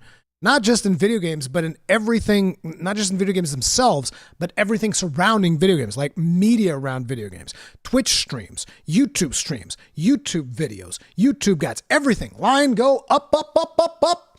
Just kept going up and up and up because people couldn't do anything. They were stuck in their houses. And companies looked at that and they were like, bro, this is the future. Line just keeps going up forever. This is fantastic. Stonks go up. They never come back down. And then pandemic ended. And it's like, oh shit. Oops. The bubble is bursted. And now, now guess what? 10,000 people. See ya, kid. You're out of a job. That is so incredibly irresponsible and dumb of this industry that it is actually baffling that they allowed it to get to this point, which is absolutely and fundamentally ridiculous. But they also had an interview here that I wanted to go over a little bit because it just shows you. Let me lower this a little bit. It just shows you like where their priorities are. So for instance, one of the first questions, do we want to talk about, do we want to start with the elephant in the room? I mean, you kind of dropped the bombshell at the end of that talk. You're not doing Baldur's Gate 4. You're not going to go back to the world of Dungeons & Dragons. Obviously, you're working on something new. The studio is not going to implode tomorrow. You said a little bit in the talk, but why not Baldur's Gate 4? And this, I think, is just a sign of somebody who is completely in tune with their team. We started actually thinking about it after Baldur's Gate 3 because of all the success. The obvious thing would be to do DLC, so we started on one. We started even thinking about Baldur's Gate 4, but we noticed very rapidly that our hearts were not ticking faster. We hadn't really had closure on Baldur's Gate 3 yet, and just to jump forward into something new felt wrong. We also had spent a whole bunch of time converting the system into a video game. We wanted to do new things. There were a lot of constraints in making Dungeons & Dragons in the 5th edition. Is not an easy system to put into a video game. And we had all these ideas of new combat we wanted to try out. And so they were not compatible. You could see the team was doing it because everybody felt like we had to do it, but it wasn't coming from the heart. And we were very much a studio all about it being from the heart. That's what got us into misery all the time, but also has been the reason for our success. So I went on a holiday for Christmas and I came back and said to the team, you know what? We're just not going to do it. We're going to shift around. We're going to start doing these other things that we talked about that we're going to do so that we actually planned on doing before we started on Baldur's Gate 3. We always said those were the plans for afterwards. We have 2 games that we want to make. We have lots of concepts. So let's just have closure on Baldur's Gate 3. We've done our job. It's a story with a beginning, middle, and an end. So let's end it here. And on a high, just pass the torch to the next developer to pick up what is an incredible legacy. And I think that's fantastic because he recognized that the team's passion was not there. And he was like, fuck it. Now imagine being a developer and, you know, having these investor expectations and whatnot, and the investors cracking down. Okay, you guys got to come out with a game. And the team's just like, bro, we're just not working. Just not working. Doesn't matter. They're going to whip that team into shape. They got to come out with a game. Doesn't matter. Doesn't matter if you want to do it, if you don't want to do it. The fact that he just goes in there is like, fuck it. We're going to do the other project instead. Boom, done. Problem solved. And the studio's reaction was, they were elated. So everybody was like relieved. They're like, oh, thank God. I thought they were going to be angry at me because I just couldn't muster the energy. And I saw many elated faces, which I didn't expect. You can see they all shared the same feeling. So we're all very aligned with one another since then. We've had many developers come to me afterwards and say, thank God. See, that's the thing. You got to be able to recognize. And this is the other thing.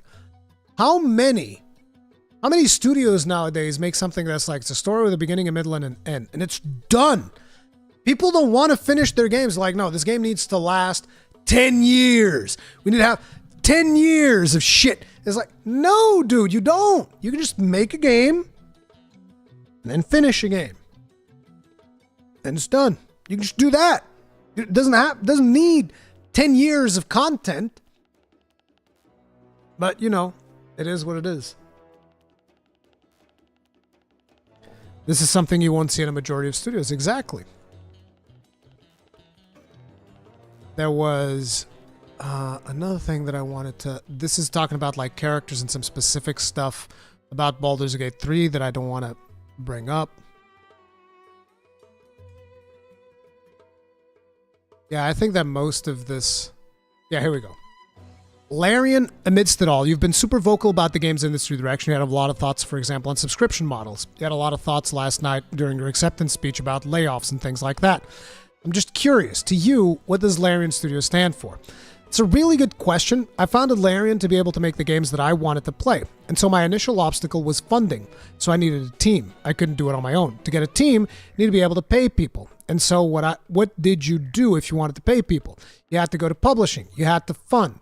So I remember getting into this industry. I was full of idealism, and that idealism is still there, but it's been heavily tarnished by encountering over and over decisions that are not made for the good of the games, that are often made for really the wrong reasons. I hear things in circles that I go and it upsets me. Yesterday was a perfect storm, actually, because in the morning I had heard something that really upset me. I can't talk about it, but it was very fitting of it. It fit what I was talking about in the sense that I can't believe this is happening in this day and age. We've seen it so over and over and over again. It's the wrong thing for games.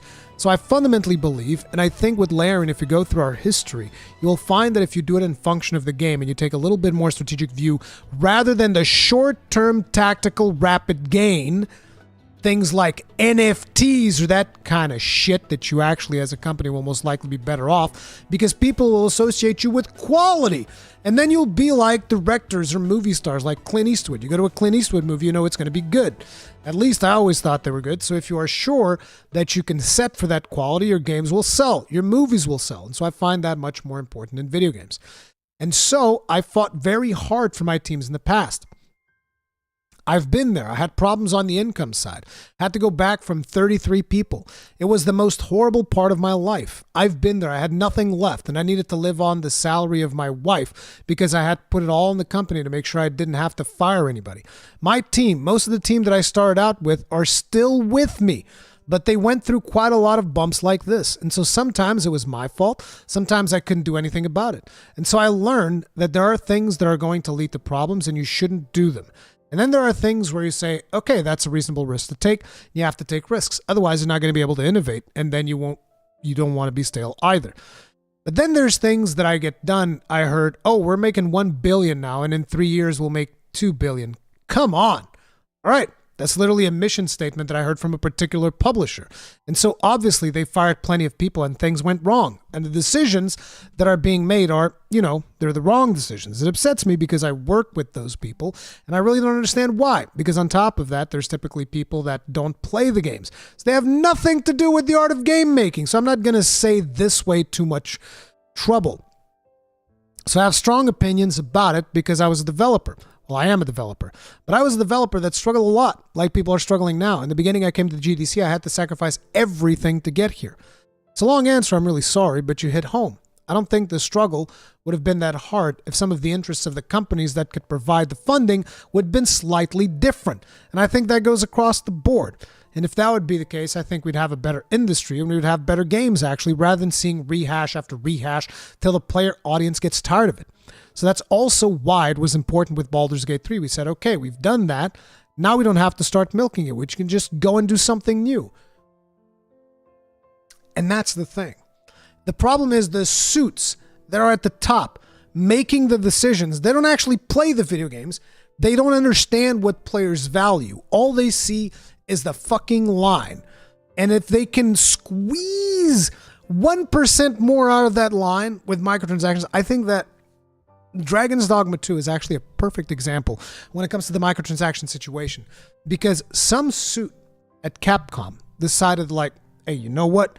I'm going to put these microtransactions in there. It's going to be great. I'm going to get like 1% more profits on my game. And it's going to be baller. What these people don't realize is that, yes, you got that 1%.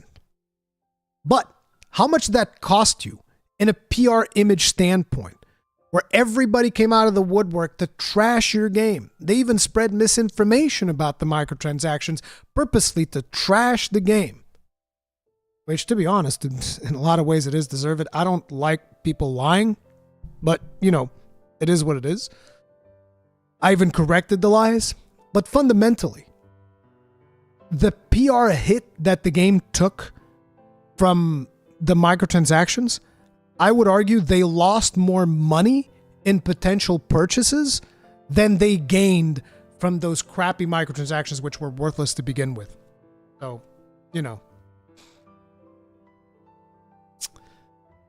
it's friggin' wild. It's absolutely wild. But yeah, that's Chad Vincke. Vincke. I don't know how to pronounce his name, but I hope that more people follow his example in the industry and allow your teams to actually work on things they're passionate about, as opposed to just, let's just make line go up because we're smart. But, whether or not that's going to be the case, who knows?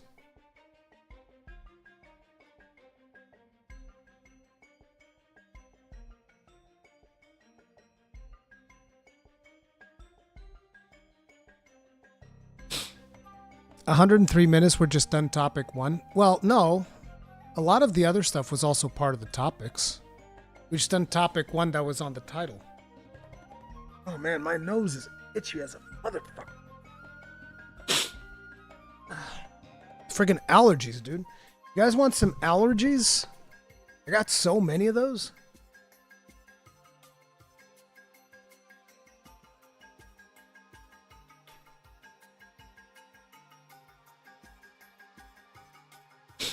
He's 100% talking about Embracer? Probably. Fuck those guys. Giga Sven. Yeah, dude. Sven is awesome. Jelly, y'all get early access to No Rest for the Wicked? No, I don't get early access to No Rest for the Wicked. I mean, the game is early access, but I'm only getting it on the 18th.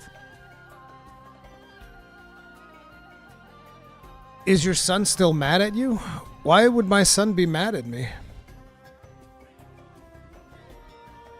I don't remember when was the last time that he was mad at me or for what reason. But no, because my son forgets fast. He forgets about stuff too fast still. Need to take a quick bio break before the next one. Don't go anywhere, team. I'll be right back.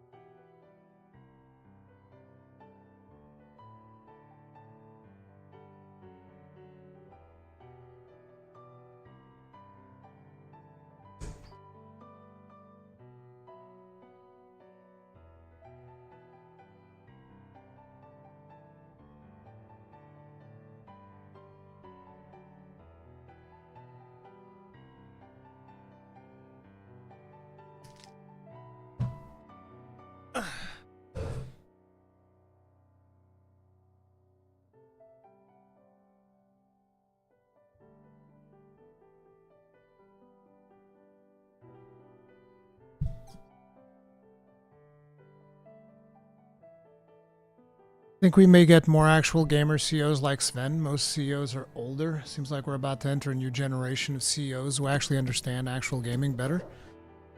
I hope that's the case because right now they're just not cutting it, dude. Need to get rid of them.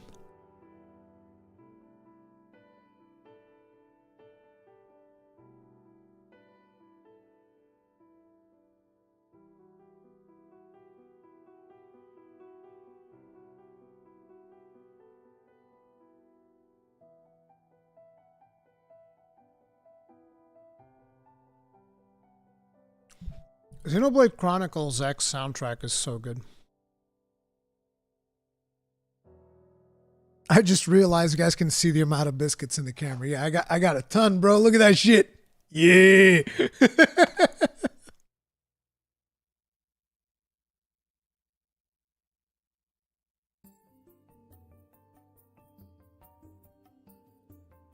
Do you think we're past the gaming prime, or is it ahead of us?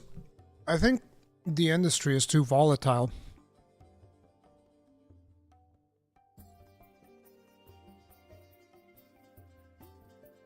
Aren't all these carbohydrates terrible for you? Yeah, they are.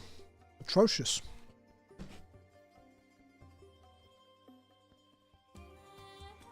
But that's one of the perks of working out. You know? You can eat some of the things that are bad for you. What's that shirt you're wearing? People keep asking me about the shirt. Let me see if I can find it.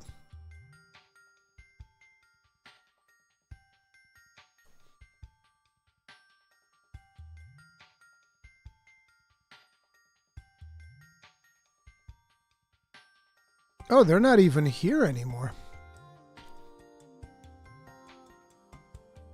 I think these might have been like limited edition then.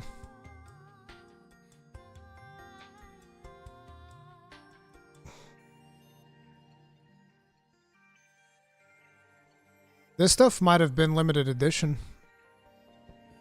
They don't have it anymore. Damn, that sucks.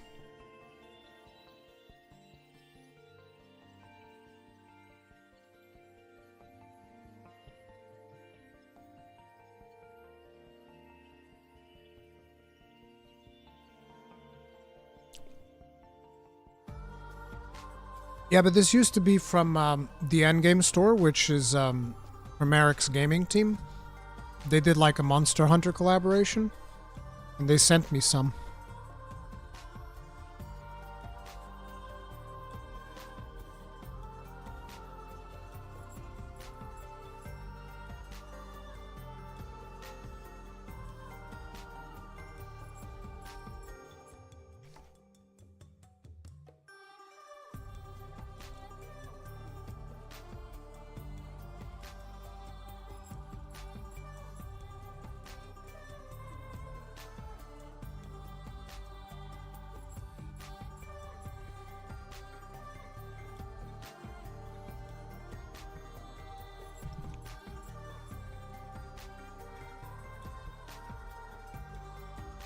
My apologies, but I require sustenance.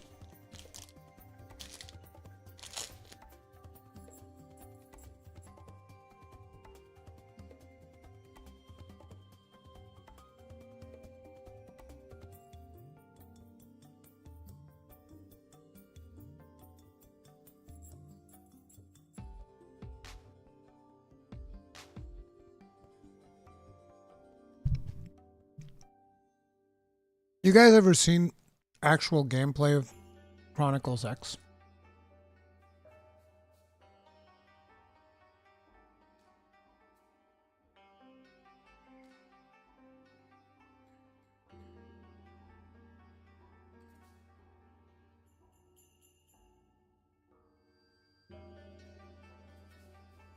Bro, this was 8 years ago.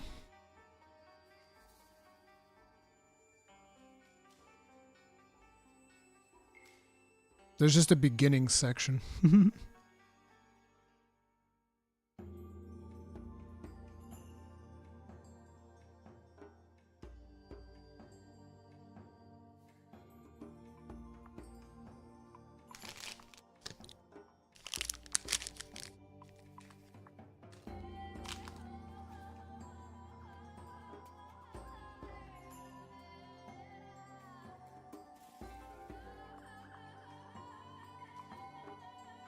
This is the actual main character of Xenoblade Chronicles X.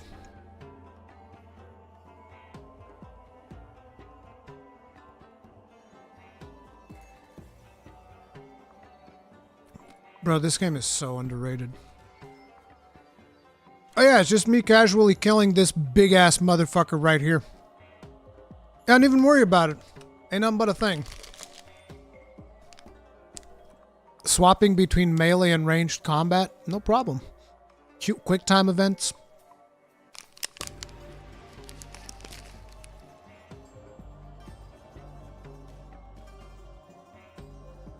It's a level 5 boss.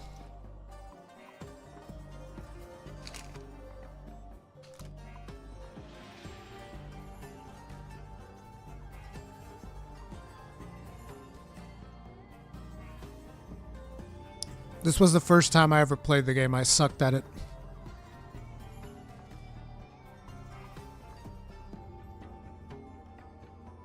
Tell them about the skells.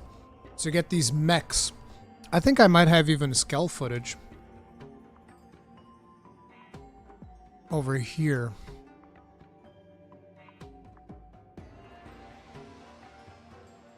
Yeah, these are the skells. You get a mech. You can actually fly the mech and shit.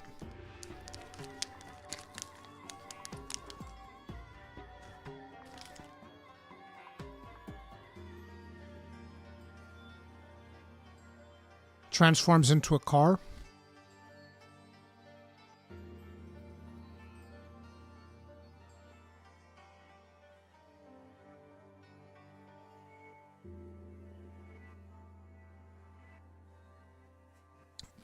I forgot which quest I was doing. I think it was Blaze Lancer, the class that I was doing. Yeah, it's got like a Jedi sword. Look at that shit. Bro, this game is awesome, dude. Can we port this game to the Switch already? Like, here's the interesting thing. Looking at this combat, see, this is why I can't enjoy Xenoblade 3, bro. Look at this combat. This is so much better than Xenoblade 3. What are you talking about, dude? Look at this.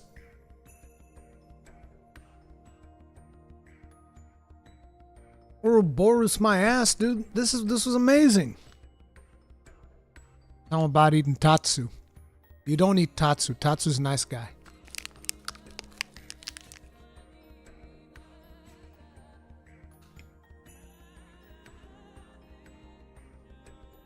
No, I did not play Samurai Gunner.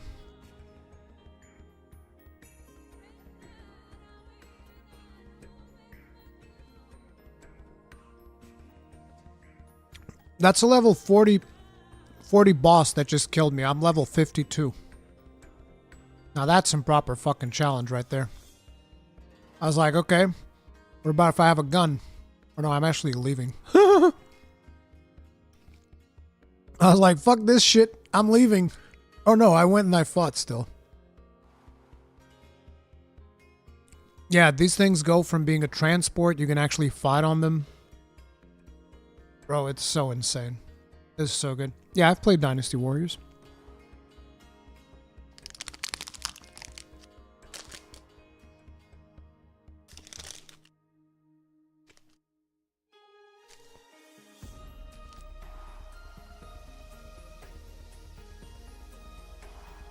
Bro, look at this gameplay.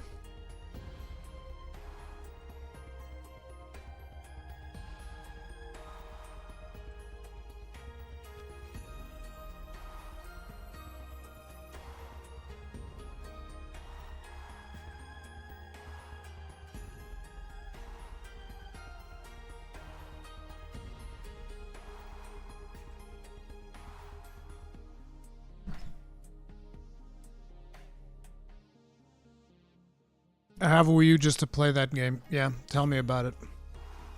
Same thing.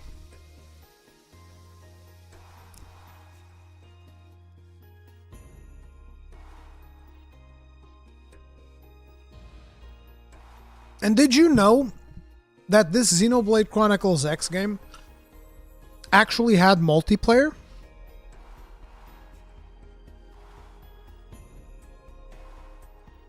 It had multiplayer. It was very limited multiplayer, but it had it.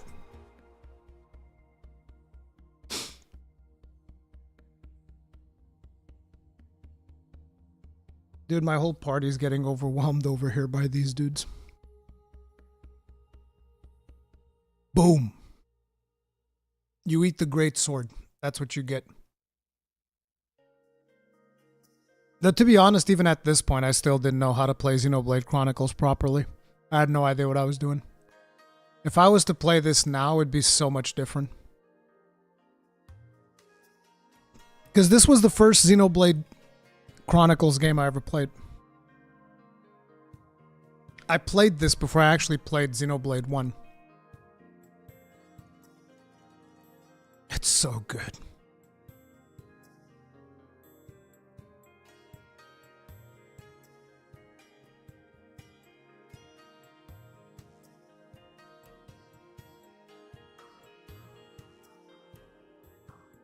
Isn't game online only like Destiny? What, this? No.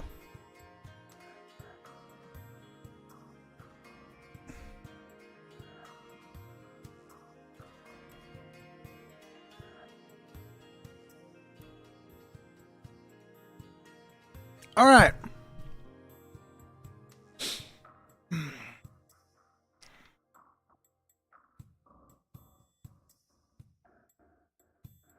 Yeah, dude, I hope that they port this to the Switch at some point.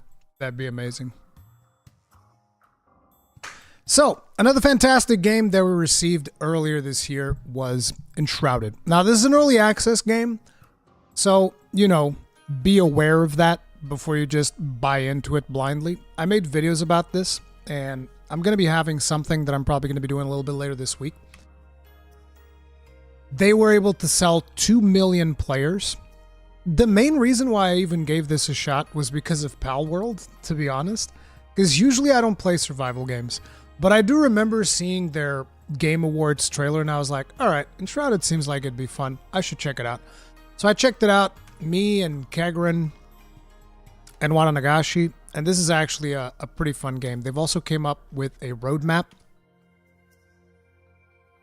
that we can see right here. They added these Hollow Halls dungeons, which I haven't done yet because I don't think I've progressed enough to go on these Hollow Hall dungeons, because at least I haven't seen those. Steam Deck support, performance improvements. This they still need to work on. The game does not run all that well on my 6900 XT, which kind of sucks. Runs great on the 7900 XT, but that's just brute forcing it pretty much. Location improvements. The map still lags like a motherfucker, though. The map is laggy. Improved loot UI. This has been done already. Workshops craft from magic chests. Yes, this also works already. I have 3 magic chests. Multiple NPC instances. I don't know what the hell this thing is about. I guess you can have the same NPC multiple times. Reassignable glider shortcut. I did not realize that you can reassign your glider. Sitting on furniture. Potted plants. Round doors and windows. They added a bunch of craftable stuff. Replayable world quests. Huh. Better quest sorting. Server gameplay settings. What is this? I don't even know what the hell that is.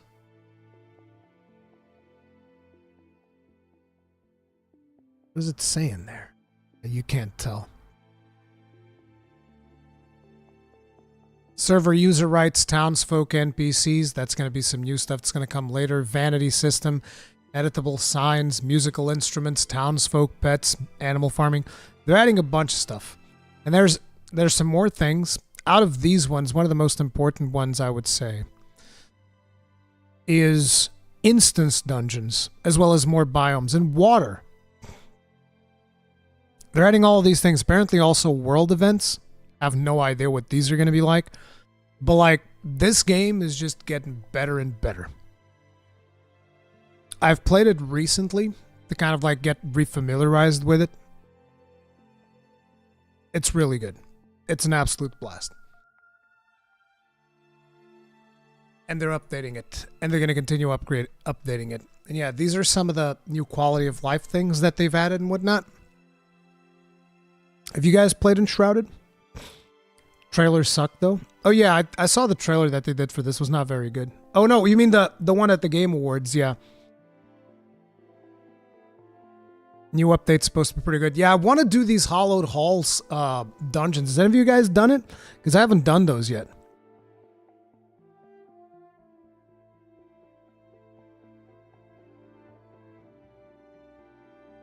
New performance, more shields. More shields is always good.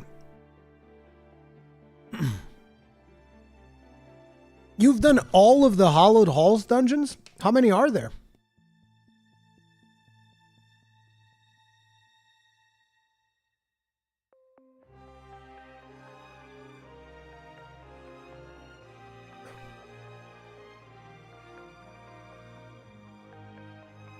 I know it's one per area. So okay, so there's 4 areas, 4 dungeons. What were the level gaps for each of those? Because I'm only like level 14 right now, I think. But yeah, just like in an update, considering that game came out what, February? No, it was the end of January, and right now we're in April. So within 3 months, they added 4 dungeons to the game, a bunch of new craftable stuff, as well as more skills, more quests, quality of life, 10, 15, 20, and 25. Damn, I should go do the level 10 one at least, because I don't even know where they are. I thought that they could have been maybe a little bit higher level, so I haven't found them yet. There should be new quests leading through the new content. Talk to the alchemist to get started. I guess the alchemist is the one who's got the quests for this.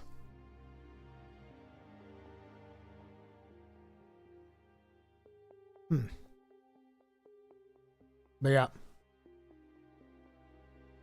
I was just doing some of the quests that I still had. So I need to go and talk to the alchemist to actually get to some of these new ones. I'll probably do that tonight off stream. But yeah, I'm liking it. I'm liking what I'm seeing. I still have my house. I was expecting that some of these quests were going to break the location where I put my house, because I put my house literally on a mountain in the middle of the map. They had a build contest too?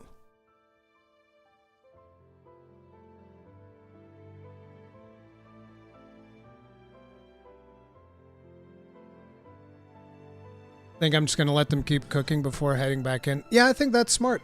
Because, you know, their whole thing is it's a early access game. I'm just also surprised at the fact they were able to add... Enshrouded's first big update is... I'm surprised that they were able to have 2 million players.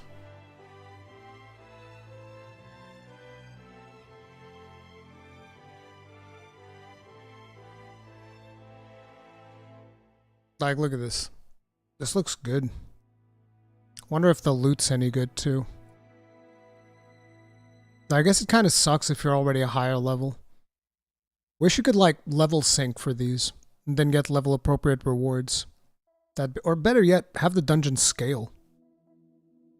But I don't know how much more powerful you can get to begin with, because even the green boys will mess me up. The green boys will just straight up mess me up. You know, those guys that dual wield?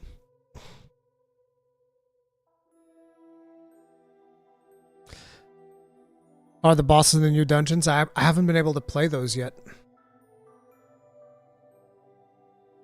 These little hobbit-looking doors, these are pretty cool.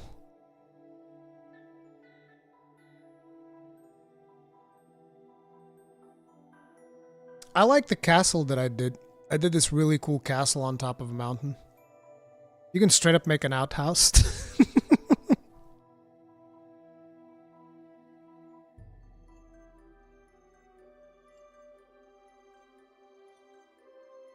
If you want the challenge, you could reset your skill points, not use all of them. Well, I'm already playing that challenge because I use aggro skills. I have aggro skills, which are pretty much worthless when you're playing by yourself. Damn, 11 minutes in the Shroud? Must be nice.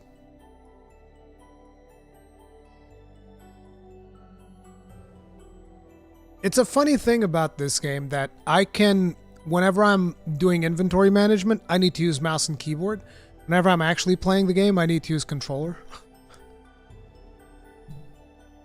But at least you have the option.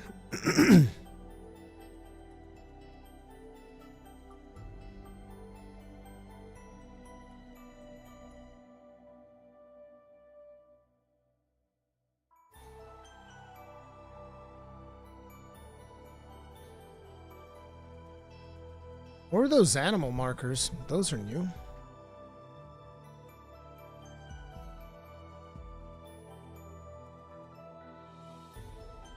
What build are you on? Mostly tank with the earth aura to reduce damage for friends. And then Wada was playing as a mage. Kegren's playing as an archer. Kegren's probably level 50 by now.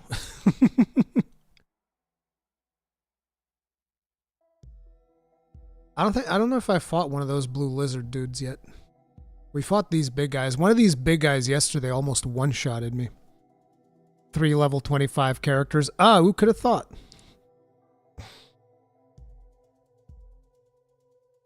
Who could have thought? But yeah, this one's looking really solid. And I'm looking forward to seeing more from these guys.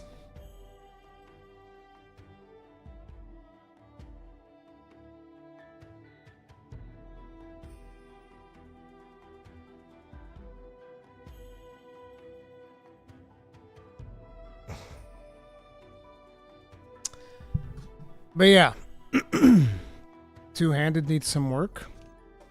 I wanted to dual wield because I picked up two of those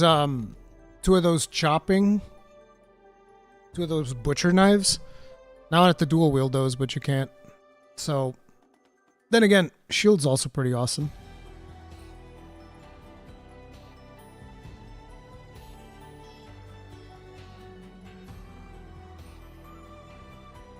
All right, moving on. Stellar Blade. There's a lot of people that are absolutely obsessed with Stellar Blade. Because I found it interesting that when I played the demo, all of the discourse that I kind of like saw coming out of that was more people talking about what Eve looked like than the gameplay. People that are focusing on this thing being like, oh my god, Eve is too sexy, she's too hot, oh, this is not realistic. Well, no shit, Sherlock, it's a video game. Relax, okay? Surgically remove the stick that you have up your ass right now and just relax a little bit. Because apparently the good people of IGN France saw it fit to flat out insult the developers. Where they said, Stellar Blade's Eve is just bland. Eve is more of a doll that has been sexualized by someone who has never seen a woman. Pointing towards Shift Up. Which, of course, the dude that is behind the game is married. His wife actually looked pretty nice. And on top of it, we all know by now that the model was actually scanned from a Korean model from, actually it was from their Maxim magazine or something, because I think they even did a video mocking people that were saying that, oh, this was not real at all and blah, blah, blah, blah, which is just completely and utterly ridiculous, because I find it interesting that so much of the discourse around games nowadays rarely is about actual gameplay. Because like when I played the game, sure, I made a couple of jokes about, look at the jiggle physics and all of that. But fundamentally, the real thing that I talked about is like, there's some things here that could be a little bit better, a little bit more fluid, but overall it's pretty fun. The animations are looking good. The visuals look decent, even though like the textures on, outside of the character, because the character looks phenomenal, but the textures outside of the character looks like they have a lot less polish and stuff like that. Those are the things that we need to be talking about, not like, oh my god, blah, blah, blah, blah. It's like, who cares? What I care is about the gameplay. But here's the thing. It's interesting that apparently the IGN France people were talking about how Bayonetta and Nier Automata were inspiring, when in reality, these same people were already criticizing Bayonetta as well. Because Bayonetta received the same criticism, and 2B received the same criticism as well. And anybody who doesn't remember that is just having a case of selective memory. So again, this is one of those situations where it's like, can we please just talk about the gameplay aspects of the game and see how we can move those forward? And if you don't like sexy characters in video games, let me give you guys a tip, okay? If you're one of the people that doesn't like sexy characters in video games, I know this is a revolutionary idea, okay? But here's what you can do. You cannot play the game.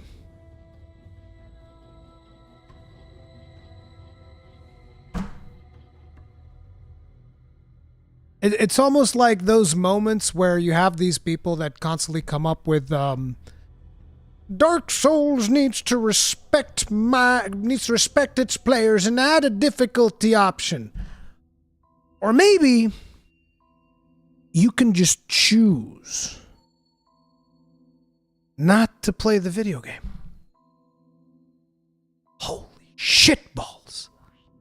Good Lord. What a revolutionary idea. Like, for instance, Battle Royale games are not for me. I don't make videos telling people about how they need to change Battle Royale games to suit my needs, or how bad Battle Royale games are because I don't like them. I just be like, hey, it's a good thing you guys are enjoying your video game. That's fantastic. Have fun. Not for me. Deuces. I'm telling you, it's revolutionary. You know?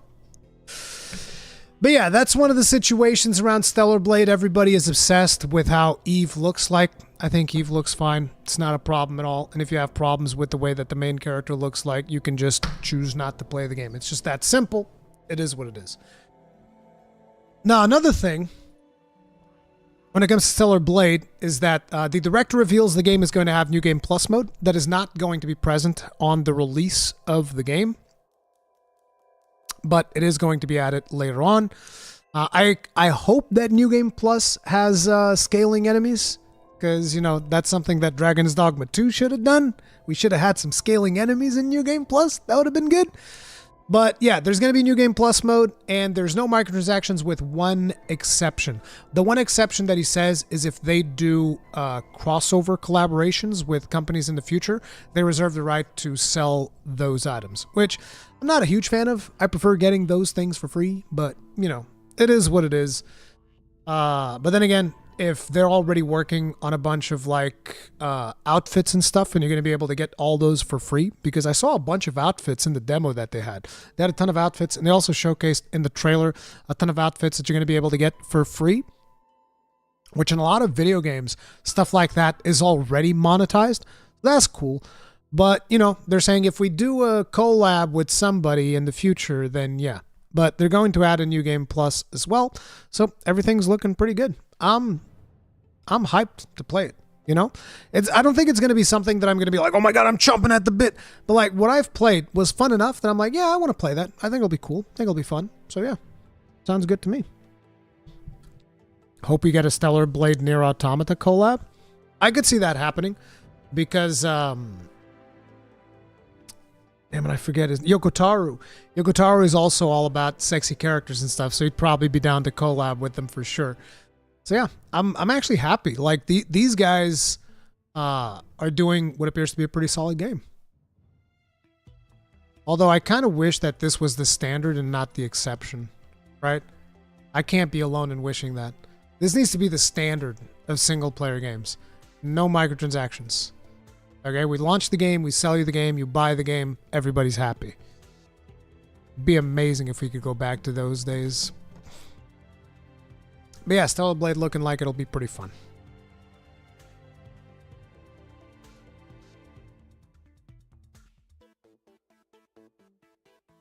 I approve of gacha companies spending their gacha bucks on real games. Juggly butt gacha. Wait, are they the ones who make that? Is that the one where, you know, you shoot and it's 2D avatars and their butts jiggle? Is this them? Don't give them ideas, Rui. New standard, no microtransactions, only macrotransactions.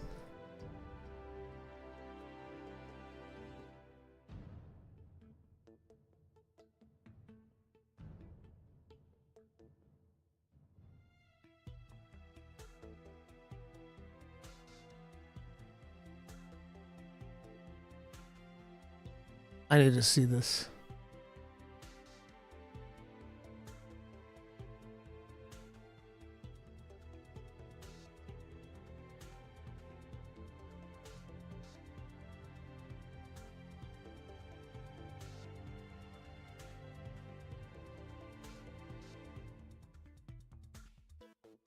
So it's this thing. This is gameplay from Just One Gamer.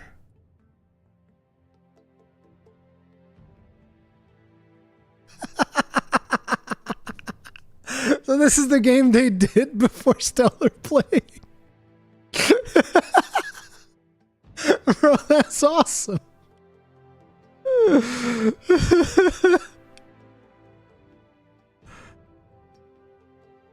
Oh, dude. Hell yeah. Hell yeah, dude. The story's unironically good. Yeah, I'm sure the plot is great.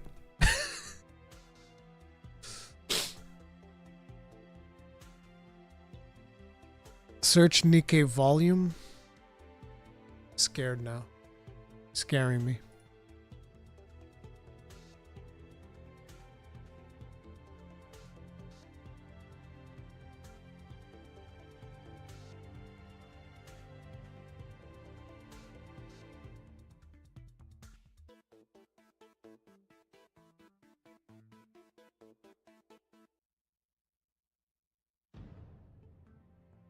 So there's a mobile version, I guess.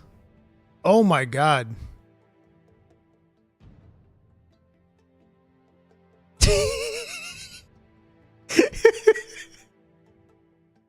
These guys ain't joking around.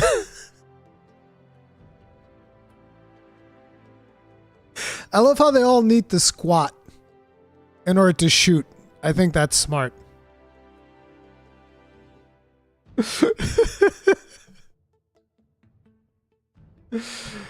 Oh my god. This is good stuff.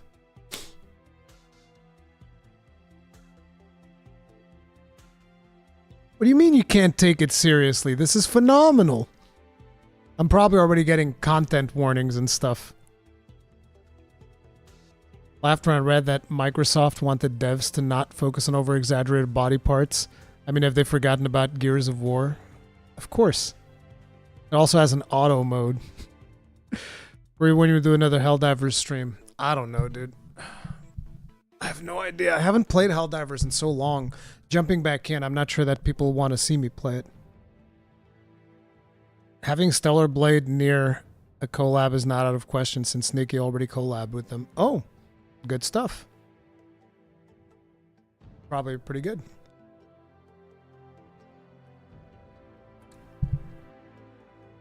All right.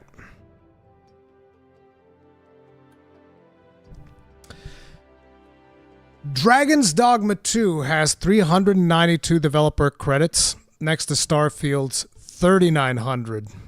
But credits don't tell the whole story. So I've seen this topic go around. I haven't looked too deeply into it. Me and Gaijin are probably going to record a podcast tomorrow. I want to talk to him about it. I don't know how much he knows with him being in Japan and all that. But it strikes me as odd, the comparison that I saw on Twitter. I don't know how accurate that stuff was, but on Twitter they were saying like there were 392 people working on Dragon's Dogma 2 versus like 1,600 or something like that working on Devil May Cry 5. And I was like, that doesn't seem right. Doesn't seem right, but let's see what this says over here on Rock, Paper, Shotgun. Based on credit listings at video game documentation site Moby Games, action RPG Dragon's Dogma 2 may have had around a quarter of the headcount compared to other AAA Capcom releases in recent years. Moby Game lists just 392 people with 402 roles as having worked on the popular RPG game. That's in comparison to 1,500 people for Resident Evil 4, 1,800 people for Street Fighter 6, and 1,200 people for Devil May Cry 5. In fact, the first Dragon's Dogma, released in 2012, has 633 people credited according to Moby Games. This can't be the full picture then, right? Well, of course not. The observation was first made on Zitter. Oh my god. Oh, okay. You're really going to call it? By username Nib95 will also give comparisons to Diablo 4, 8,000 credits. And make no mistake, Dragon's Dogma 2 is way better than Diablo 4. Also better than Starfield. According to Moby and Starfield 3,900. The tweet suggested that granted much of these high numbers are from mass outsourcing, voice acting, translation work, limited or temporary tech help from outside studios, but it still highlights just how efficient Dragon's Dogma 2 development was. As is the way of Twitter, however, the real context was actually somewhat buried in the replies. Gifted a paltry amount of likes by the few users who valued the bigger picture over a good story, user Pork Poncho advised against using credits as a decent source of how many people actually worked on it. A lot of Japanese studios, by extension of Japanese businesses in general, often do not disclose partnerships with third-party contractors. They went on to detail their own experience working with Japanese divisions within companies where we happily advertise a partnership unless that product is also sold in Japan or by our Japanese entity, in which case it's a massive no-no to disclose the third-party development work unless it's something contractually agreed. On top of this, the games industry decisively shitty practice of not crediting everyone that worked on a game. Yeah, this has been a problem I've seen in previous situations on the gaming industry where people were not being credited for their work, which absolutely sucks. Along DD2's 5-year development time, and a clearer picture of just why this number could be so comparatively small starts to emerge. It's also worth noting that Moby Games sourced their figures in a manner similar to Wikipedia, crowdsourcing them, verifying information, and then verifying information before publishing it. The site itself was bought by Atari a few years back. You can view their standards here. Credits entails the people and companies listed in the credit section of the game, manual, in-game, beginning of the game, and if verified and approved by an admin, uncredited people who are left out, they say. Still, everything considered, it's not unreasonable to think that Dragon's Dogma 2 is sequel to a popular game but relatively cultish game from 12 years ago may have seen some hesitation from Capcom to throw its full weight behind it, especially compared to the likes of Resident Evil 4. The game is an anecdote generator where all of its AI and combat day-night cycle systems coalesce into bouts of chaos that will test your improvisation skills but never your patience. Wrote editors in our review. I concur, having found a space in between sometimes mundane quests the best part of the game. Nice going, then, to however many were involved in its creation. I agree. I do think that there's probably less people involved in Dragon's Dogma 2, and that is potentially the reason why the scope of number of monsters that are available in the game is a lot smaller. I definitely feel like they released it when they did because of the quarterly, the end of the fiscal quarter, whatever the thing we talked about earlier in the show. And I wish they had potentially given a little bit more time or maybe even more attention, because I do feel that Dragon's Dogma deserved more. But, it is what it is. I'm hoping that they do a couple of patches. They need to, at the very least, fix the performance issues, because that is unacceptable, that is still a problem. They need to sort that stuff out. I understand that in consoles, we're probably not going to get much better than 30 FPS. But at the very least on PC, I'm sure you can make better use of the hardware that we currently have available. Having said that, the game actually has been running better for me on the 7900 XT on New Game Plus. I don't know if that's because the game is now loaded, because they do a large amount of caching at the beginning of the game, but they're probably still loading some of the textures much later. So I don't know if it's because I've been through the whole game and stuff just loads faster, but on the 7900 XTX, the game is actually running smoother than it was when I first ran it. So yeah. Like Mrs. Dummy Giggles is saying, I'm glad it exists at all, honestly, given how niche the original was. Exactly, that's the thing. The original one had a ton of potential, but it was still very much a niche title because a lot of people never really gave it the shot that it deserved. And 2 still shows some stuff that, I love the experience of 2. I wouldn't trade it for the world, and it is still my game of the year this year so far. And I think it'll be very hard for another game to overtake it, but there's definitely some stuff, there's some room for improvement there. Namely, more dungeon variety, more monsters. That's like the biggest thing. Wait. 3 things. More dungeon variety, more monster variety, more challenge.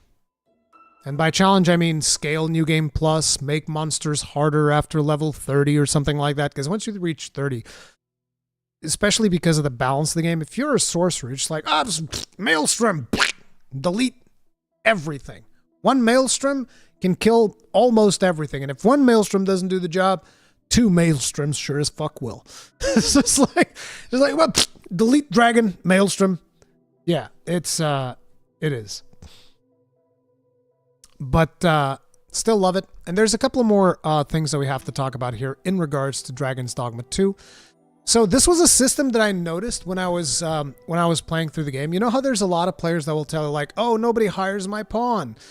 And I didn't want to talk about this because I wasn't sure what was happening. But I remember that when I first played the game, during the review period, I was like, I'm going to play this completely offline. One of the main reasons I wanted to do that is because I didn't want it to have a pawn officially registered in the servers, because I was scared that was going to mess with the whole official pawn thing, that we're gonna get the Rurikhan official pawn and all of that stuff. So I was like, I'm going to play everything offline, not going to touch online at all.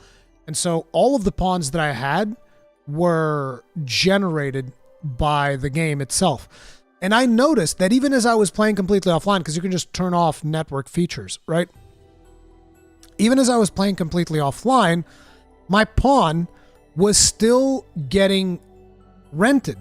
Like, somebody was still taking my pawn. And I thought, oh, that's weird. Even though I'm playing offline, people can still take my pawn. Didn't expect that.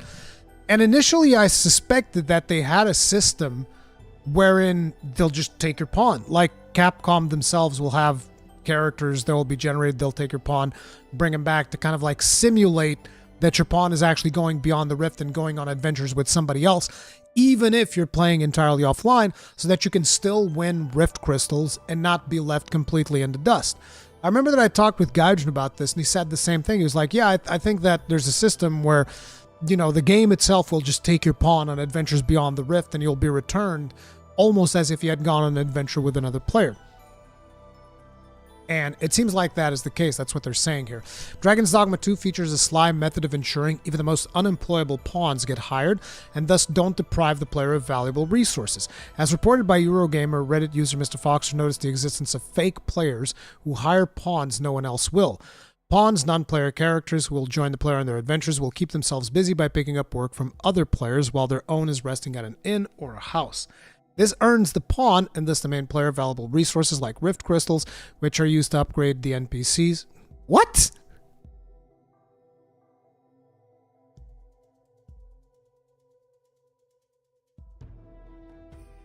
What? Use rift crystals to upgrade NPCs? Or summon new, more powerful ones. Okay, this one's true. You can summon more powerful pawns using rift crystals. But upgrading NPCs, that's, yeah, Dragon's disinformation too. Not sure what the hell that's supposed to mean. You can use this to change your pawn's inclination as to whether or not that's an upgrade.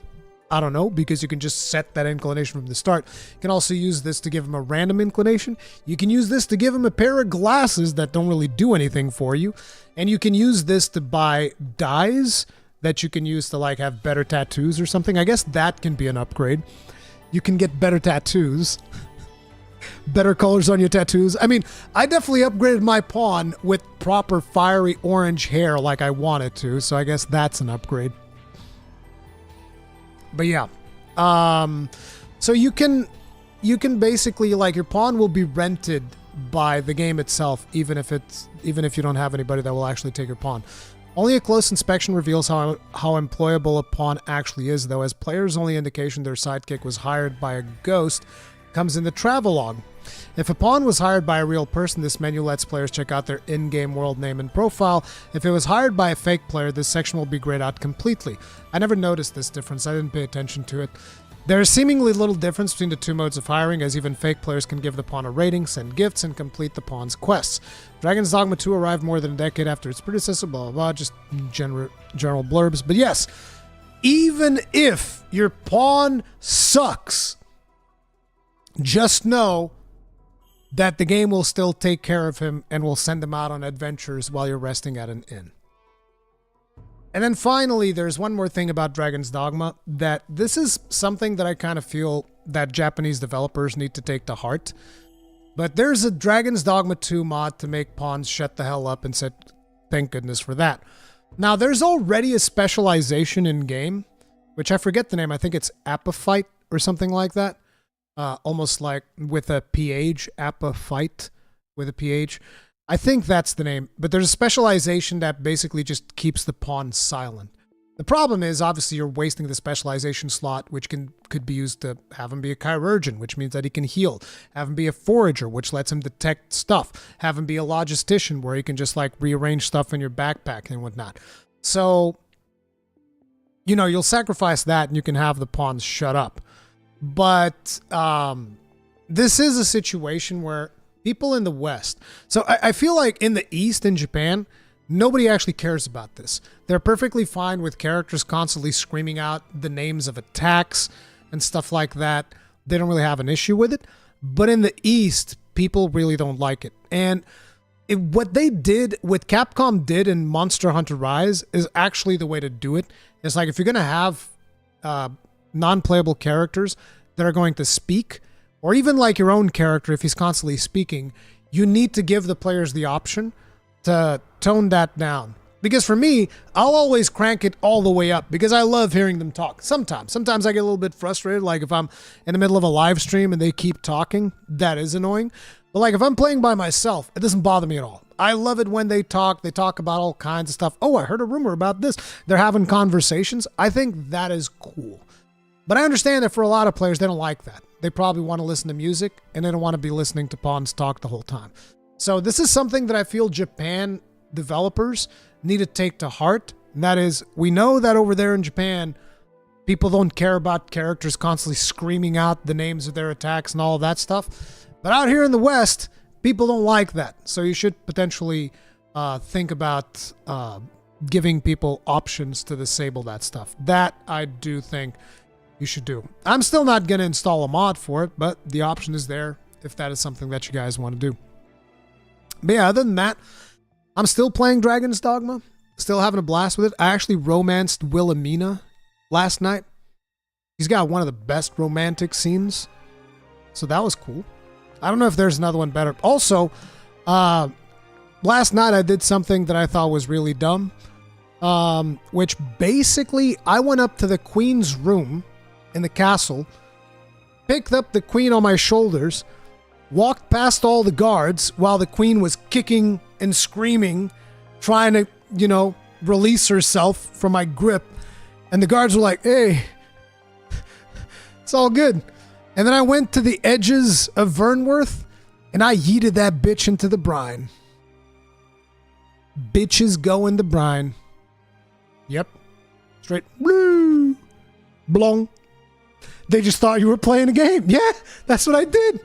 I was playing a game. It was a really fun game too. She'll come back? Don't tell me she does that. No, I want her dead. I want her to stay dead. Just stay dead. Game of the year. Yeah, that's not a problem. That's the thing. It's not a problem that they... Because here's the only difference that would have been if the guards would have been a problem, is that instead of me just yeeting the queen off the side of the fortress, I was going to yeet the queen and all the guards that were going to attack me along the way. So, you know, it's just that simple. But yeah. So, Dragon's Dogma 2 is awesome. I love it. It's got some issues, but it remains absolutely fantastic. And I'm still going through New Game Plus right now. Probably not going to be streaming that because my voice still hasn't fully recovered from those Dragon's Dogma 2 streams, but definitely good times. Love it.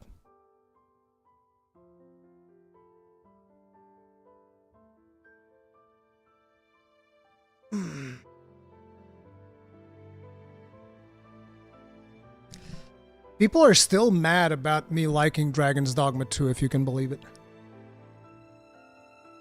The word chill is still being thrown around. They were like, oh my god, fucking chill, paid by Capcom. Sorry that I'm not jaded to the point where I still like video games. I'm sorry that I still like video games. My apologies. My apologies if I do this for fun. SPR Stacks, thank you very much for the souls. Tip of the hat. appreciate support. Thank you. How'd you feel about seeing Grand Soren? It was awesome. I don't know exactly why Grand Soren is there, but it was awesome. I work with Ryozu every day. I'm the biggest chill. Hey, listen, I'll tell you right now. I've asked for a Ryozu interview every chance I get. Every single time that it is relevant, I will make sure that people are aware I want to have a 1-hour conversation with Ryozu. Every single chance I get. Just like I'll tell anyone who is relevant to the topic, I also want to have a 1-hour to 2-hour conversation with Yoshi P. Okay? And hell, I'll talk to Miyazaki again because I loved when I got to talk to Miyazaki. These are like the 3 people that I would love to have conversations with, all right? Miyazaki, Yoshi P, and Ryozu. Any chance I get to talk with these people, I am down.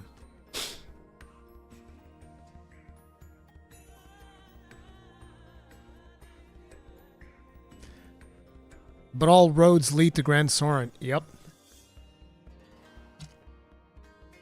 What about Itsuno? Itsuno I talked to as well, sure. Bro, every game that I enjoy playing, I like talking to the people that worked on that game. Which is, like I said, that's another reason I want to go talk to Tragic again. I got to go pester him. Like, hey, Tragic, let's do another podcast, dude. Let's go. It's fun.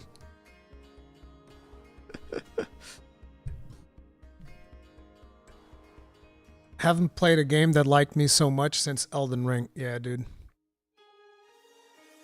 Think that Grand Soren has something to do with Talos? I mean, the arm is there. Did you see where Yoshi P was given? Yeah, I saw that.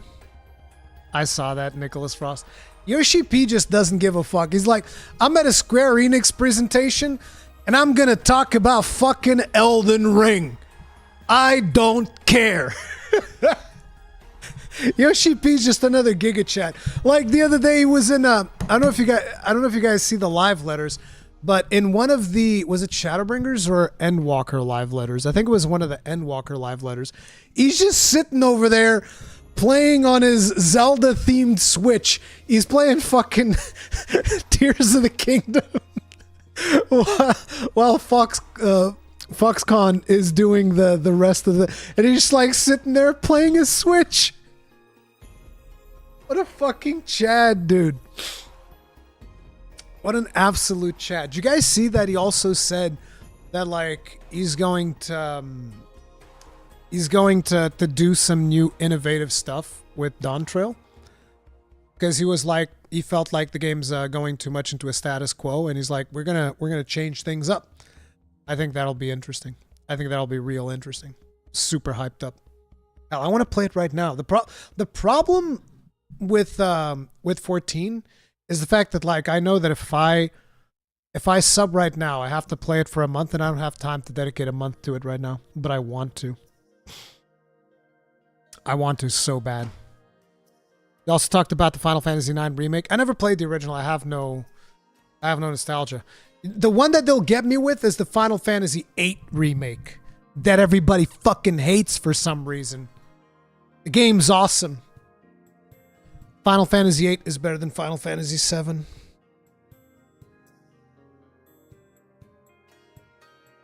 Let the hate flow through you.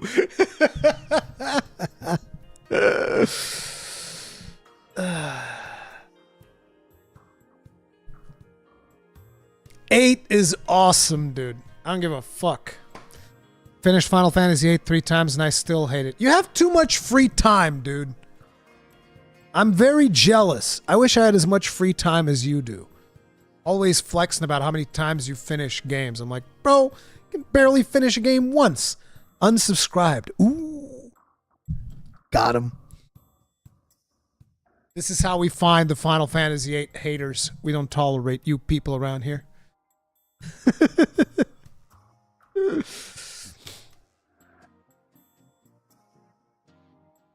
Damn burn. All right. So I didn't even want it to bring this up, but it just bothers me to no end that people keep perpetuating this. So let's talk first about the headline here. This is a Game Informer article.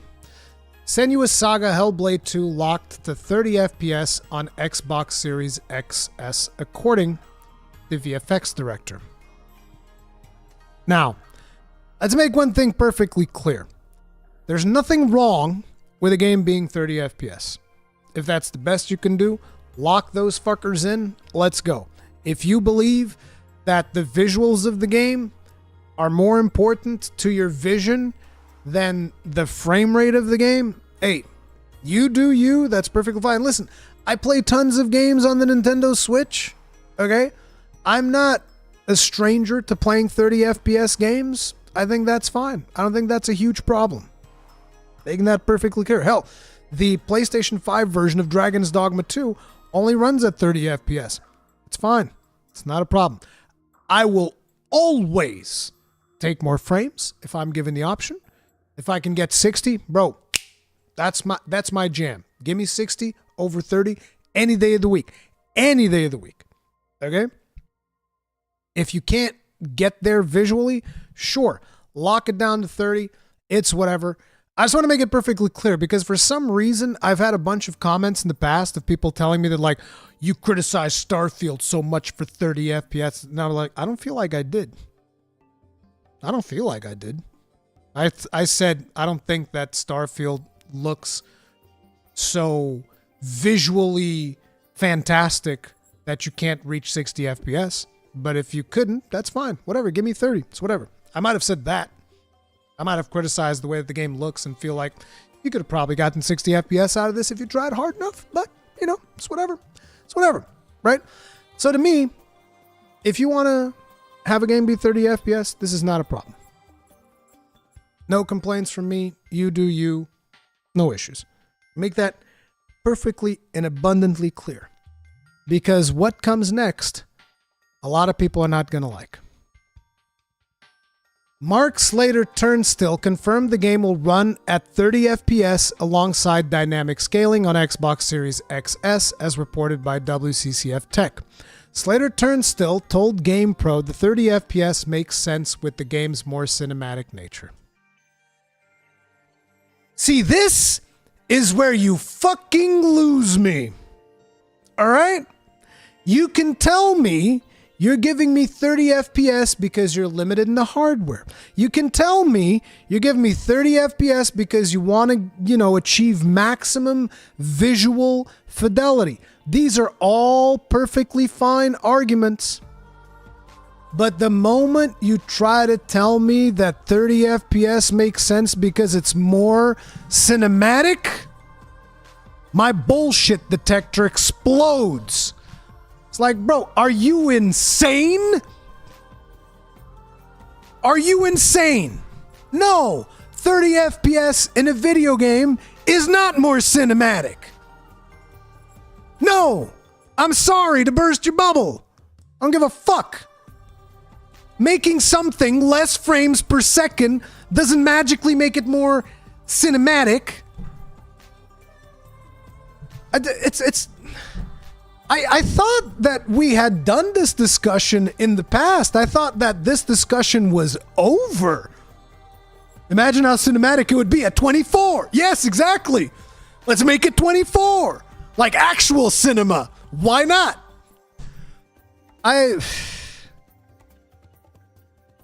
See, this is why I gave you such a long intro to this video to make sure that people understand I have no problems with 30 frames.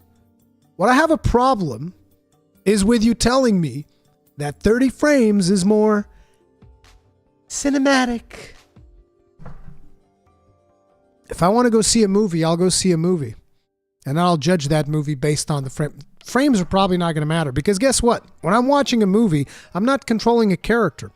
I'm not judging how accurately I can control the protagonist in the movie that is playing out in front of me because I don't have a controller. I don't need to control him. Therefore, I don't need his frames to line up perfectly. He can do whatever movements he wants. Does not fuck with me at all. Can be 24 frames, can be 60 frames. Doesn't make a difference to me what type of frameage you have on a movie. But on a video game, It's not more cinematic. Just tell people that there's a hardware limitation. Of course, that's not going to sound well because Microsoft owns your ass, so you can't really go down that road. But just say like, we're doing 30 FPS because we wanted to have the best possible visuals. There you go. You're not saying that you're limited by hardware. You're just saying that like, hey, look at these amazing visuals. But the cinematic argument just, bro, it's just brain rot. Like, do people still fall for that shit? Which, by the way, there's still that notion that some people have that like, oh, a large majority of us can't even see beyond 30 FPS. And let me tell you, first of all, it's not a large majority. I once told ChatGPT to look into its massive databanks and try to hypothesize a reason as to why people might not be able to see more than 30 FPS. And ChatGPT actually said, you know, maybe somebody who lives in a farm doesn't actually watch that much TV, like a country bumpkin. They don't actually watch that much TV. They don't really play video games. And therefore, when they see 30 FPS and they see 60 FPS, to their eyes, it's all the same. Doesn't make that much of a difference because they don't even watch that many electronic devices to begin with. That makes sense. And that, you can have me believe, there's a significant portion of the population that might not be able to tell the difference at first glance. There's probably even some people who will never be able to tell the difference. Yes, I can accept that. But a majority of people that use electronic devices on a daily basis can't see the difference between 60 FPS and 30 FPS. So I have a video that I pulled up here from a channel called RTX 2060, where you can see The Witcher 3 running at 60 FPS and 30 FPS. And now, you guys in chat can tell me whether or not you can tell the difference. Because I'll tell you right now, I can instantly tell the difference. Hell, I don't even need the side-by-side. You can show them to me apart, and I'll be able to tell you which one's 30 and which one's 60. Now, I don't know if anybody in chat here is watching this and going like, oh, I can't tell the difference. Looks exactly the same. But I highly doubt it. I highly doubt that that is the case. I can't tell the difference between fat Rurikhan and swole Rurikhan. That's because we're one and the same. See, look, right here, 30 FPS. Look at how there's a little bit of stuttering when you're moving the camera. Then look at 60 and look at how much smoother it is. Even though there's a little bit of stuttering on this 60. So this is not like, probably not steady 60.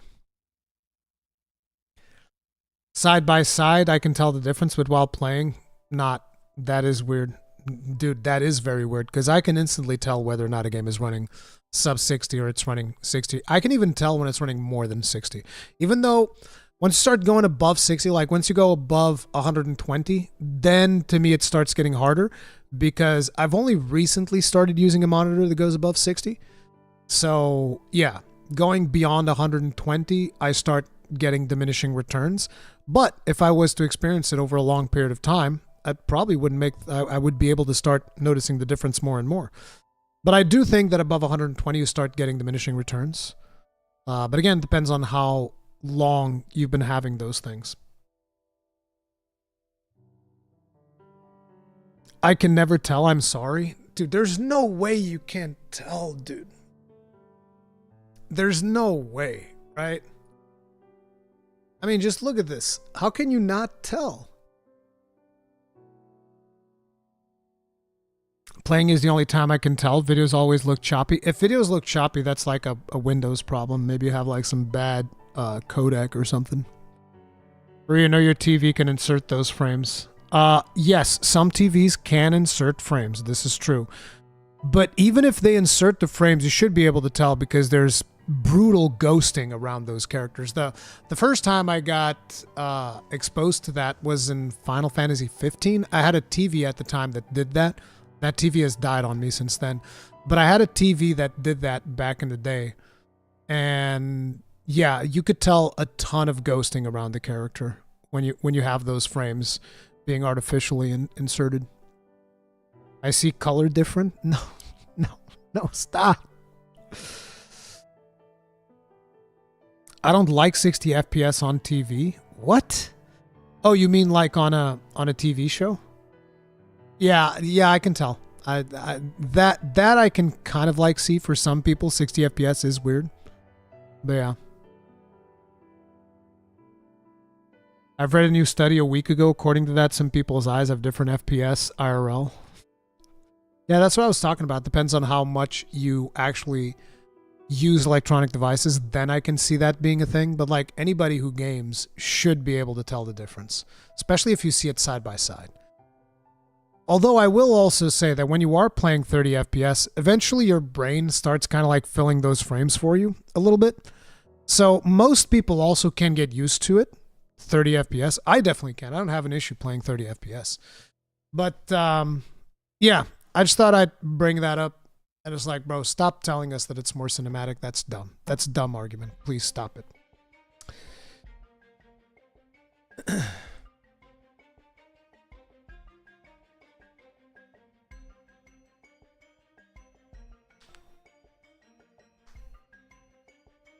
If you can't see the difference, you shouldn't be allowed to drive a car.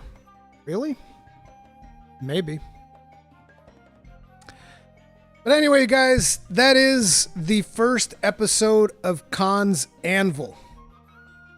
Hopefully you guys enjoyed it. If you did, hit the like button, subscribe, bell notification icon, all of that jazz. Like I said, this is probably going to go onto members only. I don't know. I'm still working out if that is something that I'm going to do or not.